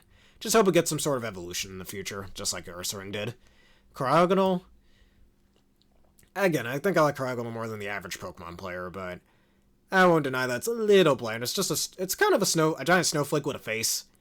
It's got some uses to it. It's a pretty decent screen setter, I guess, even though there are better out there. In pre-Generation 7, it had only base 30 defense, which sucked ass. I remember using this thing in Generation 6 in the Battle Mazen, setting up Reflex and whatnot, and I still got one shot with, like, a Meryl using Brick Break, which I know that actually, it's not the best example, actually, but I know, low defense stat and whatnot, because, yeah, Brick Break breaks through screens and whatnot. So maybe that wasn't the best example, but I'm glad they gave the defense buff it has in Generation 7 onward with base 50 defense. Doesn't help it too much, especially with its lackluster defensive typing, but it always gets some pretty neat coverage, like Ice Beam, of course, Flash Cannon. It gets, I forgot what poison type it gets. For some reason, it gets Night Slash. For whatever goddamn reason, whatever. It gets Solar Beam too. Yeah, because snowflakes can absorb the power of the sun. Make that make sense. It shouldn't get Solar Beam in my opinion. That's stupid, but whatever. It learns Confuse Ray. Freeze Dry even, for those pesky water types that might try to take your ice type hits. So, it's alright. There's just much better, answers and much better, what we call it, tools and Pokemon you can use over Cryogonal that do its job way better, like Iron Bundle or, any other screen setter that's faster than it. It's got a good special defense stat too, weirdly enough. But other than that, Cryogonal, you're like mid-B tier. Shelmet, the counterpart to Carablast. I don't know, it's kind of funny design-wise, even though its lips are a little weird. I'll put you in low C tier. Iselgur, this thing is really cool. Kind of looks like a ninja, long before Greninja existed. And fun fact about it, aside from Greninja, it's the only other Pokemon that can learn Water Shuriken. I mean, at least in Generation 6, when Water Shuriken was a physical move, it wasn't all that good on it, but in Gen 7 it was changed to a special move, likely to go with Ash Greninja, but we'll talk about that later on a later video.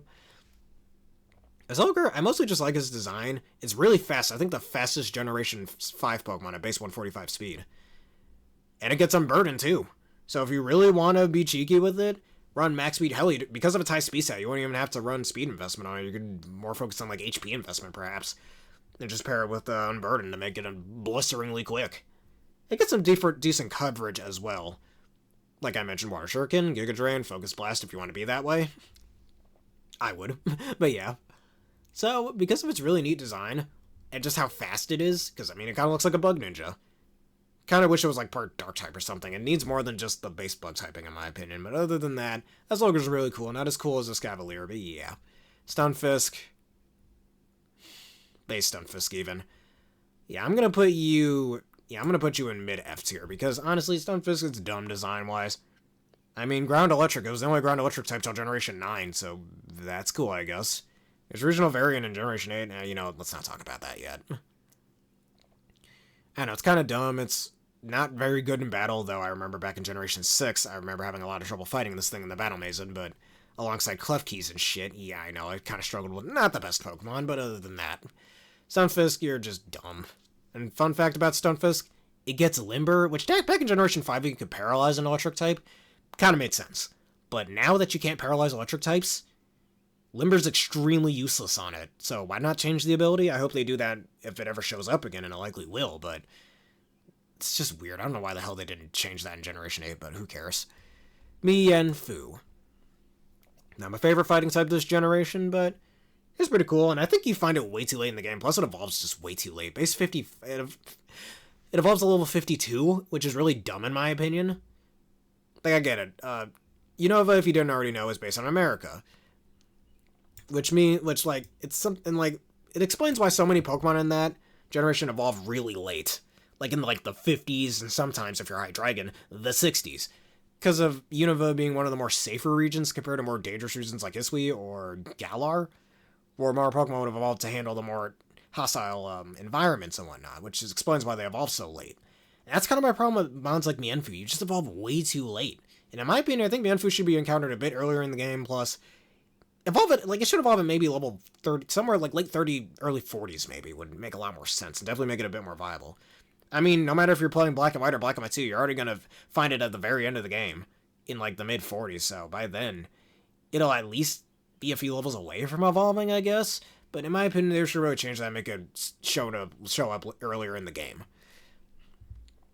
Mienshao.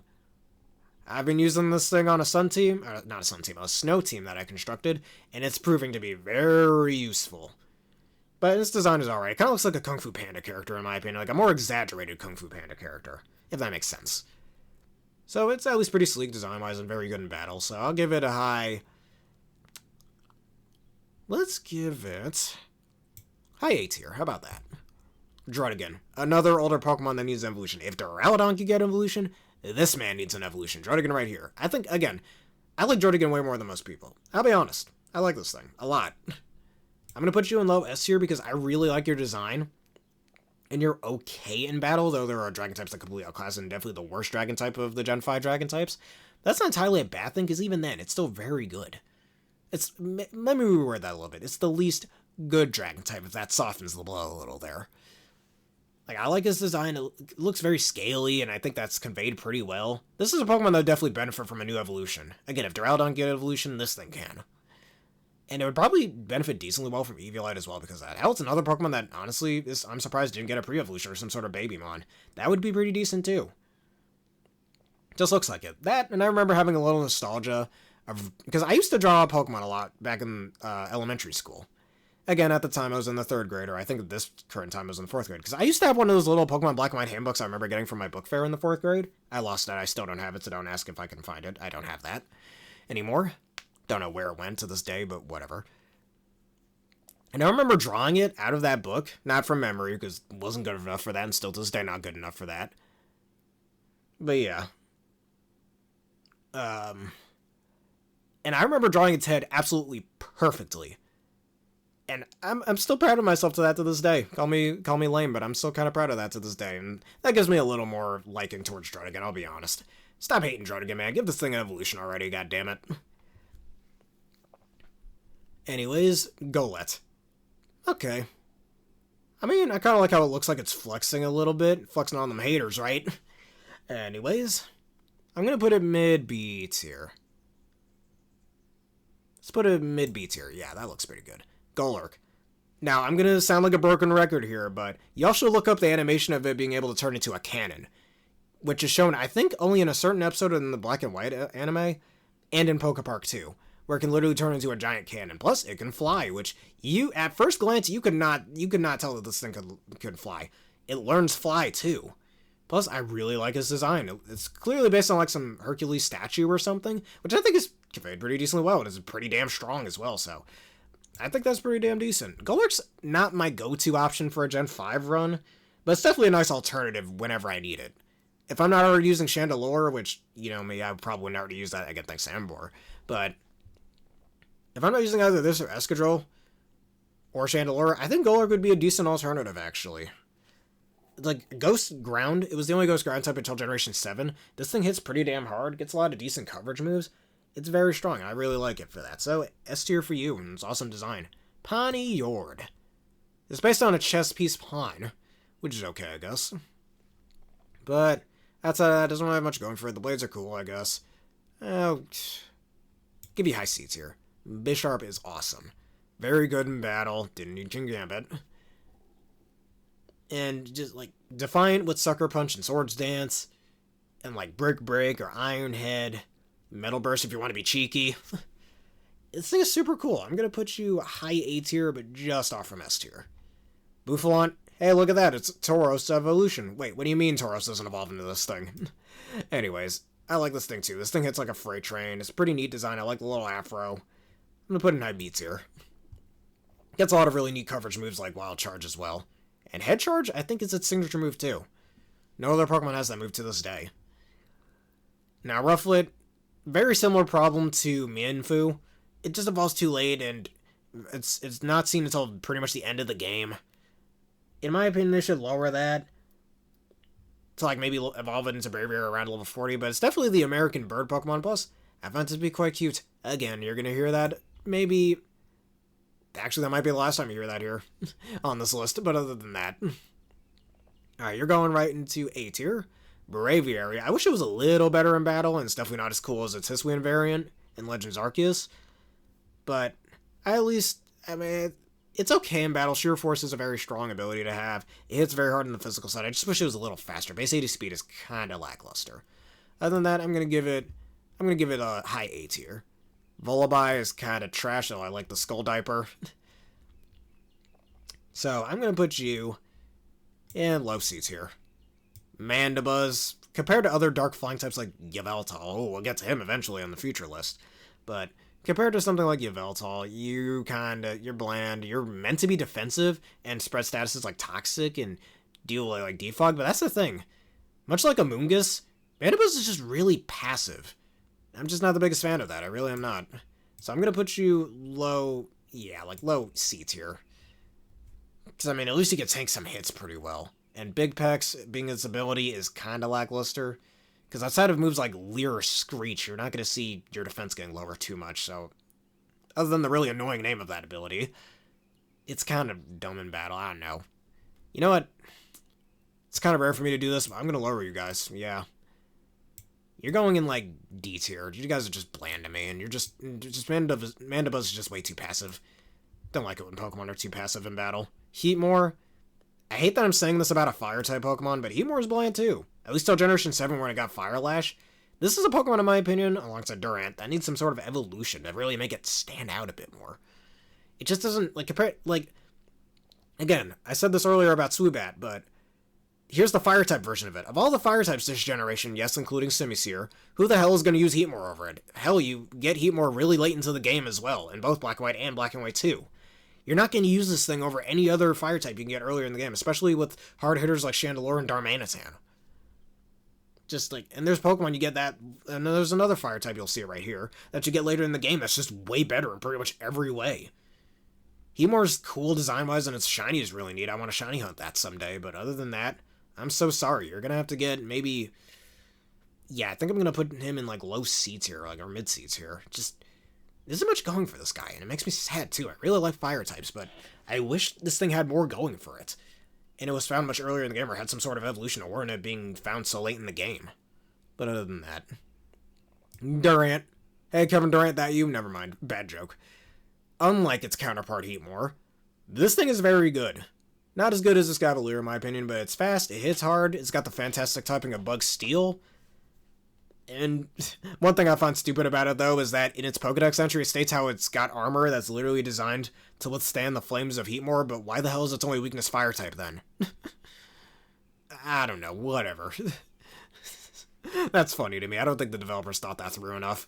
But other than that, because of how good it is design-wise, and it being a metal ant, which is pretty metal, get it? It's pretty neat. I'm going to put it mid-S here. Alright, Dino. Definitely not my favorite of the first form pseudo-legendaries. But I think its hair covering its eyes is pretty cool and funny at the same time, so I'll put it like high B tier. Zweilous. I've got a slight gripe, just a slight gripe with Zweilous, just because it takes so damn long to evolve. And to this day, it has the longest evolution level of any Pokemon currently. That might get surpassed someday. It got close in Generation 8 with Dragapult, but not quite. And it doesn't evolve to level 64, which, again, if you're planning on using Hydreigon in a Gen 5 playthrough, you're going to have to wait till after Lily 4 unless you want to do all that grinding with Oddnose and stuff, which, actually, now that I think about it, I don't think it would have taken that long. I used to do that all the time back in when I was in the 3rd grade. But, yeah, I don't know. Zweilous, I like the 2 heads is better than 1 motif going on here, but, I don't know, just how long it takes for you to evolve. And the fact that, like, if you don't have the patience or just don't have the time and you want to use Hydreigon on your team, you're going to have to wait till post-game for that, so you're getting docked points for that, in my opinion. Hydreigon, okay, who doesn't love this goddamn thing? This thing is so cool. I'm going to put it right next to Haxorus. Along with Haxorus, Hydreigon is so effing cool. Honestly, because of how cool Hydreigon is and how strong it is in battle, it's kind of worth waiting until level 64 to get it. Levitate, which is always useful. That base 125 special attack stat is super cool even in the current generation. Gets a lot of coverage moves like Heat Wave, Flamethrower, Surf, Focus Blast, Shock Wave, I guess, if you want to use that, Flash Cannon, Earth Power.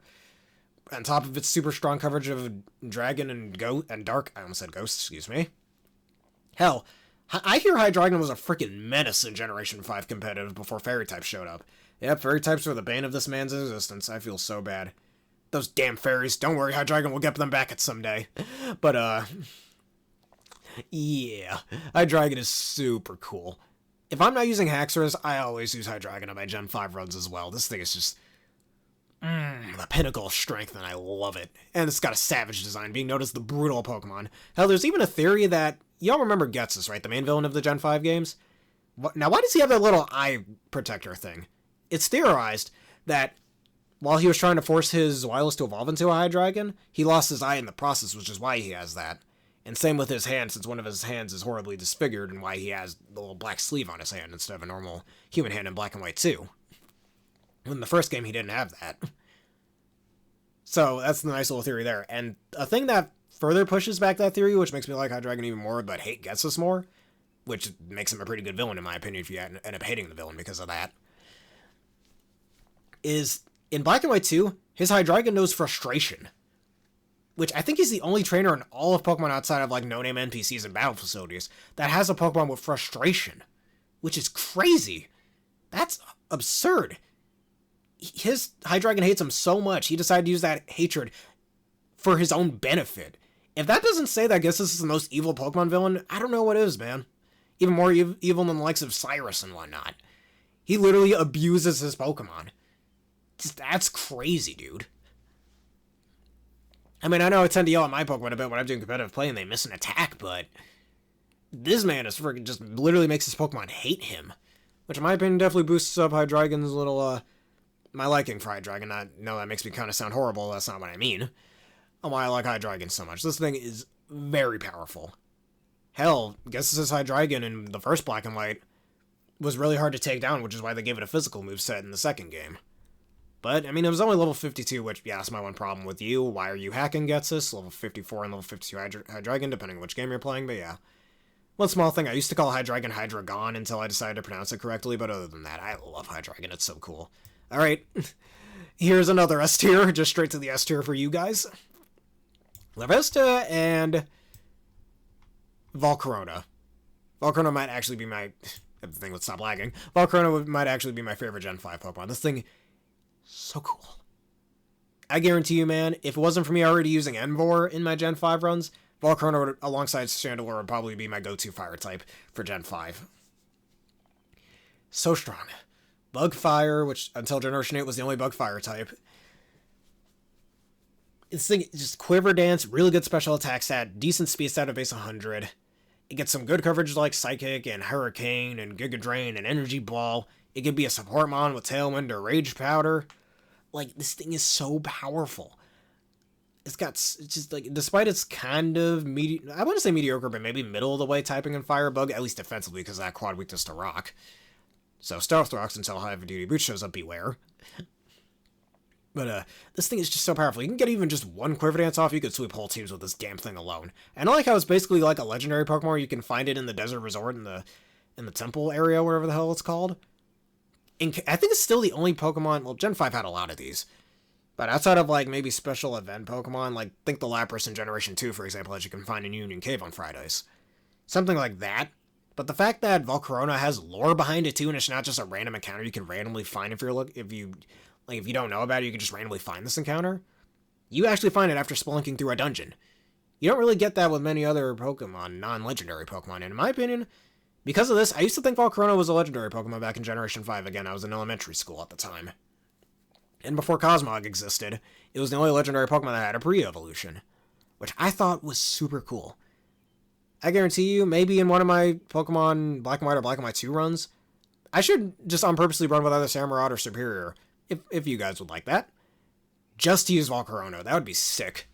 That'd be so cool. And you can actually get two of them in the game, at least in Black and White, the first Black and White. One has, that's post-game, but in 2...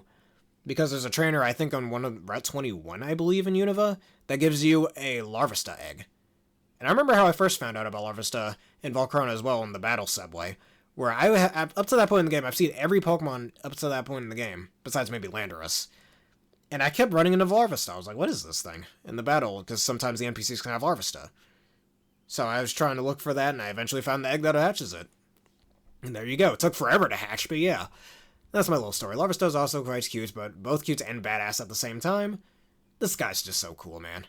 The only gripe is, I mean, it's kind of worth it, just like with Hydreigon. It doesn't evolve to level 59, might as well have made it level 60 at that point, but whatever. But other than that, in my opinion, it's super worth it, no matter which generation you're using this damn thing. If you use Volcarona, you will not be disappointed. Alright, now we're on to the legendaries. Starting with Cobalion. S tier. I think low S tier for you. You're just so cool. I wish you hit a bit harder. But one thing about Cobalion, I'm surprised more people aren't doing in Generation 9. Why the fuck isn't anybody using Body Press Cobalion? It's so strong. Besides maybe Zamazenta, it's probably the strongest user of Body Press. So, I don't get why more people aren't using it. Plus, it's the leader of the Swords of Justice. It's so cool. It really is. Terrakion, my second favorite of the Swords of Justice, if we're counting Keldeo. And I want to put this man highest tier. Because very good in battle, hits very hard, its typing still the only rock fighting type to this day, which I think is really neat. That'll probably change someday, but for now, it's still the only rock fighting type. It's very fast, so you can run like Scarf Sets with it to make it even faster. Choice Band, or Swords Dance with Life Orb, which will hit like a freight train and one-shot most opponents. Just, it's so cool. Plus the little gladiator-like sandals it has wearing is also pretty neat as well. Virizion, definitely my least favorite of the Swords of Justice. I don't dislike it, Grass Fighting is a bit of a sucky type combo. It doesn't hit too hard on the physical side. It's fast and could be a decent utility mon, I guess, but doesn't really learn enough utility moves to truly take advantage of that with its high special defense and decent speed stat. So because of that, I'm going to have to dock quite a few points off of you. So much so that, you know what? I'm going to put you in B tier. I was going to put you in A tier, now I'm going to put you in high B tier. Your design is okay, and again, the Musketeer boots are pretty cool. But other than that, fun fact, Swords of Justice are based on the Three Musketeers, which is a French-based story, I'm pretty sure, not American-based, but, like, you know, since Unova is based on America, but whatever. Tornadus, super good in battle. I've used this thing in a lot of my teams, a lot of my VGC teams. It's kind of mandatory at this point, let's be real. But yeah. I'm gonna put you right here. You know what? Nah. I'll put you above the pigs, besides M4. Because I remember first trying to catch this thing back in Generation 5, again, when I was in the 3rd grade. And I would not give up trying to catch this thing, and I eventually did catch it. Since it was very similar, at the time, it was very similar to the roaming Pokemon. Just like, what am I called? The Legendary Beasts in the Generation 2 games and Generation 4 games, not counting Suicune and Heart Gold Soul Silver.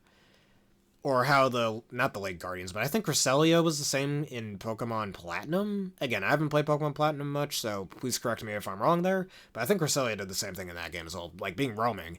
And this is aside from the legendary birds in Pokemon X and Y, this is the last time we ever had roaming legendary Pokemon. The second to last time we ever had that.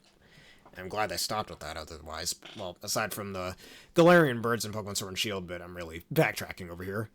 Other than that, so it was the third to last time we had roaming legendary Pokemon. Only in Generation 8 it was more tolerable. Anyways, Tornadus, super cool. Prankster hits pretty damn hard with special attacks, especially when it got Blue Storm in Generation 8 from Legends Arceus and onward in Generation 9.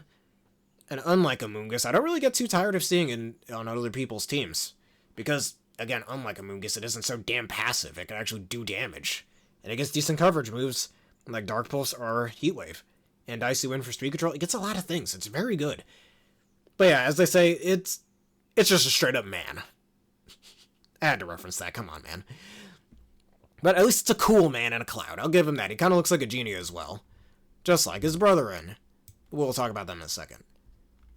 Tornadus, put it right next to its incarnate form. Actually, I think I like it just a tad bit more than its incarnate form. Sure, the incarnate form is more useful in battle because, one, it's got a higher attack stat, special attack stat, and two, because a Prankster just automatically gives it more usage, because you could just get Tailwinds off like that in a snap.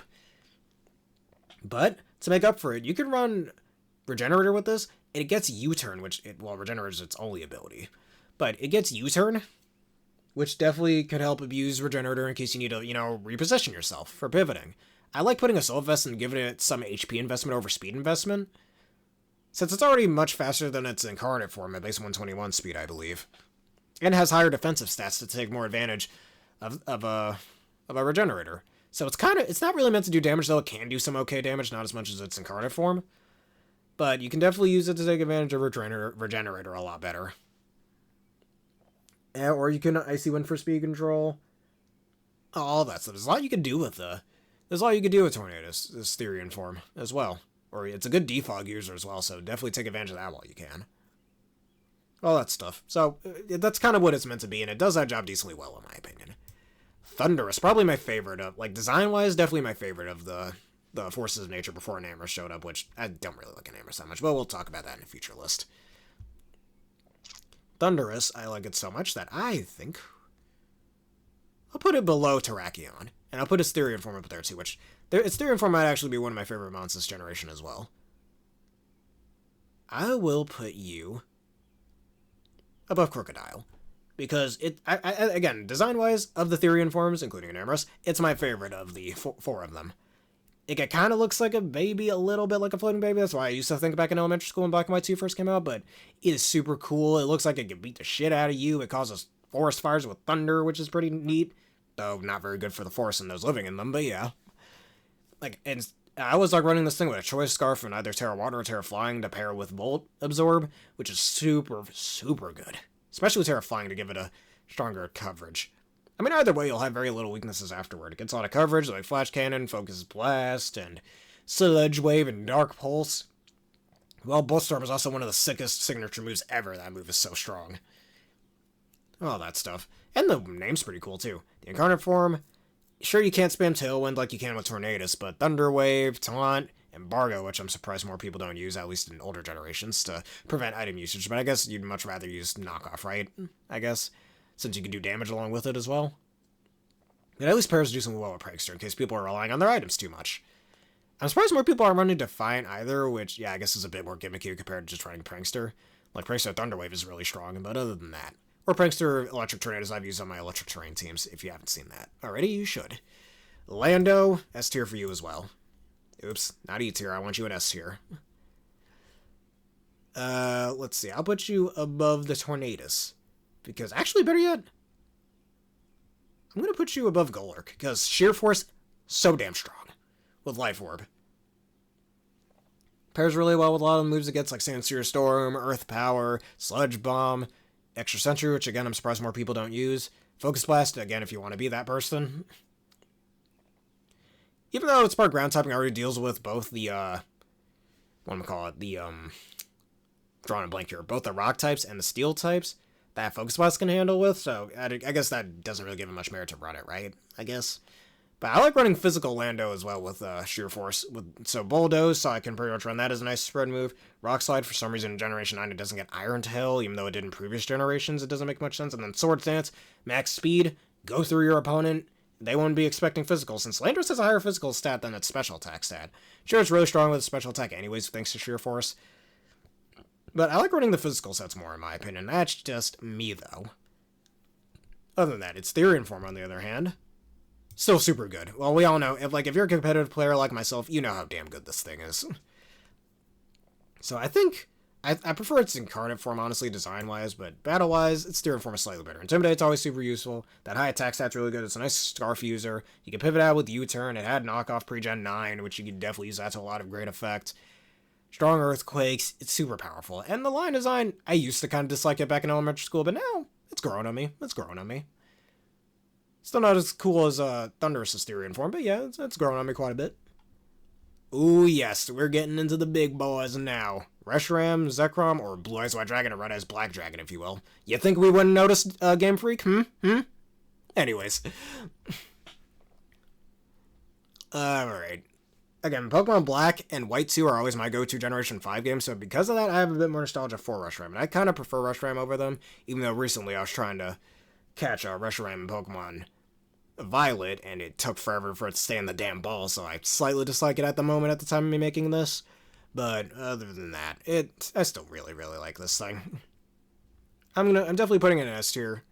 What's not to like about these guys? Maybe they're not as canonically strong as the Creation Trio in the previous generation, but at least there's a Pokedex entry going on about how both Reshiram and Zekrom can light the world on fire with their fire and electricity respectively, which I'd still say puts them at least at planetary level, right? Yeah, let us put you below the... Actually, yeah, let's put you below the Lando. Zekrom, very cool design-wise. They're based on the concept of yin and yang, which is really neat. And Zekrom, at least design-wise, I think I prefer a bit over Reshiram, but Reshiram concept-wise and just battle-wise I prefer. So I would put them... You know, pretty good. This thing would stop lagging. I'm going to put you guys just below the other dragons in this generation. Because Zekrom is super awesome as well. Both Reshiram and Zekrom shinies are awesome. They're super awesome in battle. Their lore is pretty neat. Here's to see that someday we'll see the original dragon, which, speaking of which, pairs very well with Kyurem. I remember when I went through the giant chasm in the first Black and White, and found this thing by complete chance. Just before I graduated from the 3rd grade. So, honestly, high A tier for you. Definitely not probably the worst, main legendary, battle-wise, or second worst, just behind Virizion, I'd say, of the legendaries in this generation. But that's kind of the point. He's not complete. Well, in the first game, we wouldn't have known that before Black and White 2 was announced, but yeah. As for them, oh yes. I'm going to put Black Kyurem up here first. Black Kyurem, definitely up there as one of my all-time favorites. Legendaries. I mean, I mentioned it before. I always tend to use, yeah, I've mentioned it before. I tend to go with Pokemon White 2. But I realized back when I was in elementary school that, personally, I like Black Kyurem more than White Kyurem. I really do. Black Kyurem, just because, one, it's cooler design-wise, too, and it just hit harder, in my opinion. I think it's because the Kyurem I had an attack-raising nature, which was lonely, I believe, if I remember correctly, raises attack, lowers defense, which is why I was hitting so much harder than if I was using White Kyurem. I mean, don't get me wrong, I still absolutely love White Kyurem, and I've been using both Black Kyurem and White Kyurem on the Snows team that I've constructed in Pokemon Scarlet and Violet. And again, if you haven't watched that video already, you should. But, holy hell, it is so strong on the Snow team. It is so very strong. They're both extremely powerful. I love their coverage. A lot of people say they're over-designed. I don't see it. I truly don't. They're meant to be a fusion of Kyurem, Reshiram, and Zekrom. Depending on which form you're using. Which, again, I can't wait to see someday what the original dragon might look like. We might see that in a future Legends game. Who frickin' knows? But first we gotta get through Legends ZA. But anyways, if you haven't used either Black Kyurem or White Kyurem yet, you fucking have to. This thing is so strong. So damn powerful. Specifically for Black Kyurem, the go-to set is always Loaded Dice. Me personally, I'd rather use Terra Electric than Terra Fairy.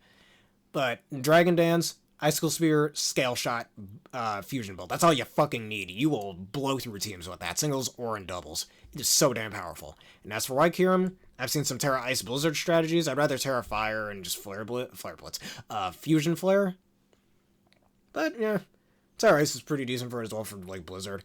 It gets Freeze Dry, which is pretty neat, and all that.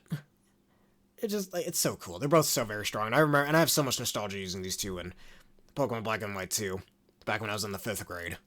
Just, I have so much nostalgia using these two, especially in the Battle Tree, I believe. No, not the Battle Tree, the White Tree Hollow, I believe it was called, since again I had White 2 at the time. So, and again, I used it all the time in there, along with my Emboar, along with my Rotom Wash I remember having one time, all that stuff. So yeah, because of that, you two really should be right up here. And I can't wait to use them, I can't wait to use them in future games as well, even. Anyways, we're almost done. Keldeo, my favorite of Swords of Justice, I have to put them in S tier. I know I put way too many things in the S tier over here, but I have to, man. I have to. I have to. I love both Keldeo forms.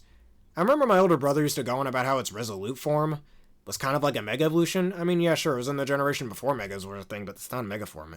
It doesn't get stat boost, and its only difference, aside from its slight design difference, is that it gets the move Secret Sword, which is essentially a fighting type Psyshock, where instead of using the special defense stat for the opponent to calculate damage, it uses the physical stat. So against mons like Chansey and Blissey, it'll do hella damage. But other than that, easily my favorite of the Swords of Justice. Keldeo's base form is cute as hell, and definitely gives off that, oh, he's an apprentice and in training look, in my opinion, until it gets its Resolute form, where it definitely looks like it could hold its own alongside the other Swords of Justice. Though, one thing I found kind of stupid about it is, y'all remember in that one Pokemon movie with Kyurem, like Keldeo and the Swords of Justice, or whatever, Kyurem and the Swords of Justice, I forgot what the hell it's called, but yeah, it's along the lines of that. According to that movie, in order to become a Sword of Justice in that group, you have to beat Kyurem in a battle, yet Kyurem still beat Keldeo, and he was still able to become a Swords of Justice? And are you telling me the other three had to beat Kyurem as well? One weird thing about Kyurem in that movie, I'm going to have to backtrack slightly here, is that Kyurem could, on command, turn into either his black or white form right there. You didn't have to, fuse them separately and whatnot like you do in the games. That's weird, but anyways. Should have talked about that a second ago, but whatever. But as for Keldeo, just, like, I don't know, I always found that kind of stupid. But other than that, Keldeo, I remember back when again, like a few months after Pokemon Black and White 2 came out, and like a good 2 months after I got it for Christmas back in 2012, I remember we were having a 3-hour delay from school that day, and my older brother let me and my little sister stay home those days, because 3-hour delay was the point of going to school at that time. And I remember it was, I'm not going to say the exact day I was about to, but I'm not going to. I remember getting a mystery gift of Keldeo that happened to be happening at the time, and I was really lucky, so good thing I had off that day from school thanks to that 3-hour delay. Had that never happened, I would have likely never gotten that Keldeo. And I still have that Keldeo on my old copy of Pokemon Alpha Sapphire to this day. I'm not transferring it over to Scarlet and Violet, I don't really want to. It's going to stay there where it belongs. But yeah, because of that bit of nostalgia, which is why, and I used to use it in the PWT all the time too. So because of that, I have a lot of nostalgia for Keldeo, and I absolutely love this thing. I don't know, I don't remember if I mentioned that in my Pokemon Sword and Shield Nuzlocke, but yeah, that's why I love Keldeo so much. There you go. Alright, just 3 more Pokemon to go, 2 of which are separate forms. Yeah, I'm going to catch some flack for all of this, so let me just put them all in the same spot right here and now. I love Meloetta as well. I think I like its Puro form just a bit more, but I absolutely love Meloetta. And as for Genesect, yeah, I'm just going to put them up here right now, get this done a little bit faster. Genesect, I will put them... I'll put Genesect above the dragons. So aside from Mega Audino, that's the rest of this list, but let's get to explaining. Now, I really like Meloetta, because just like with Keldeo, its story of how I got Meloetta is a little different, but in the same year of 2013, back when I was in the 5th grade. Both Meloetta forms, sure, they're a little hard to use because of how Relic Song works, where after it uses Relic Song, it will change between its 2 forms, especially since in its Pure Wet form, its special attack's much lower than its Aria form. Those are the names, by the way, if you didn't already know. But Meloetta is super cute design-wise. It was in the Best Wishes anime at the time before X and Y came out, which I think is the reason why that distribution was happening. Now, I remember my older brother took my old DS Lite over to our local GameStop to get that code for me back when I was in the 5th grade. I still have vivid memories of that as well, of him doing that for me. Well, I wasn't there when he got it for me, but I want to call. He asked if I could give him my DS and whatnot, and he got it at the time for me. So yeah, so thanks to him for that. Shout out to him. But other than that, I remember using this thing all the time in the BWT alongside Keldeo. Got it a few months after that Keldeo even. And just, what am I using Relic Song all the time, changing in between its two forms. I mostly ran physical sets with Close Combat and Ice Punch for coverage, and then Psychic and Relic Song, change between the two forms depending on the situation. But that's kind of what makes Meloetta a little hard to use, though. Because, you have to devote half of its moveset to one of its forms or the other, or it's either use one of its forms and completely neglect the other, which, me personally, I don't like doing. If I want to switch between two forms, especially since in certain scenarios, like, say, you run into a Dark type, for example, you might want to change it to its Pirouette form. But then, if you only focus on, say, its Aria form, you run into a Dark type, well, then you're screwed. You're going to die to a Dark type move. Same with its Pirouette form. What if you only wanted to run its Pirouette form, but you run into a Psychic type? Well, then, you're just stuck in its Pirouette form. I mean, you could change back to its Aria form. Well, alright, maybe that somewhat invalidates what I say. If you run into that, you can always just switch between forms to take the attack and then switch out, maybe. Something like that. But still, you can't really focus... That's what I mean. You can't really focus on one form or the other form. You kind of have to use both depending on the situation, and that's what makes using this Pokemon a little hard. Me personally, though, I still really like it compared to... I think I really like Meloetta more than most people do. Enough of those two. And then I mentioned the designs are super cute. Anyways. Our last mon, Genesect. Now, Genesect for a time was the only one of the, Genesect for a time was the only one of the Generation 5 Mythicals that I didn't have in Generation 5. Because I remember a friend of mine back in the 5th grade. He was talking about Genesect and whatnot. And had it at the time before I even knew about Pokemon Black and White 2. Well, I knew about it back in the 5th grade, but I didn't have the game until much later in 2012 after it came out. And into 2013. I never got to use Genesect back in Generation 5, but, however, back when we were in middle school, the two of us, that friend of mine I'm talking about, he gave me his old Genesect, which, again, I still have in my old copy of Pokemon Alpha Sapphire, which, again, shoutouts to him. But Genesect, I love its little gimmick of how it can use its different drives to change its move Technoblast, which is a really cool name for a move, in my opinion. Too bad, I think it's the only Pokemon with signature move to this day that doesn't get stabbed from it, like an offensive signature move that doesn't get stabbed from it. So, you can't make it Bug or Steel type. It's only Normal type, Fire, Ice Water, which Water is definitely the best one, or Electric. So it'll never get stabbed from that, but it doesn't really need it. In my opinion, it's more of a coverage move, which is why it works that way it does. And sure, it takes up your item slot, but that's kind of balanced, because Genesect is super broken even without a separate item slot for its different stab move there in Technoblast. Thanks to Download, and we all know how busted that ability is. If you get a special attack buff, and because of the fact... or a physical attack buff, and because of the fact that Genesect can actually be a pretty decent mixed attacker because of it, definitely makes it kind of unpredictable on whether this Genesect is going to be a physical or a special attacker. Personally, I like running Genesect as a physical attacker, but running it with a Douse Drive to change its Technoblast to Water type, if Genesect was in Generation 9, which I really wish it was, it's kind of sad that it's not, I would have ran it with Terra Water, which would have been absolutely perfect for its typing. Dealing with its only weakness in fire types. And you can, and because of your base type, you already deal with those pesky grass types. Mostly just electric types you truly have to worry about at that point. And even then, Genesect is also pretty tanky. Naturally, having base 99, I believe, in both defense stats. And a decent speed stat of 95, I believe. Genesect is a freaking threat. If you run into this thing, you're going to have trouble with it. I guarantee you. You will have trouble with Genesect. A lot of trouble. But anyways, that being said, my throat kind of hurts right now from all the talking. But yep, aside from Mega Auto, again, that'll be a later list with Mega Evolution. Just like with previous Megas. Well, this is my opinion on all Generation 5 Pokemon, my favorite generation. From S tier to F tier. If y'all enjoyed this and you want to see more, please leave a like, comment, subscribe, and follow one of the videos you see on screen right now, and that bell button for more. What are your opinions on the Generation 5 Pokemon? If you'd have the patience to put that in the comments, please do. And that's our question of the day as well. Also, vids sponsored by the wonderful peeps.w. Just hit the link in the description below. Use the code provided to get a wonderful discount on your wonderful energy drink order. I recommend the Dragonade flavor. And, well, again, a very deep special thank you to everybody for getting me to 550 subs. When we get to 600 subs, that will be the Generation 6 tier list. Anyways, thank you everybody for watching, and have a bearific day.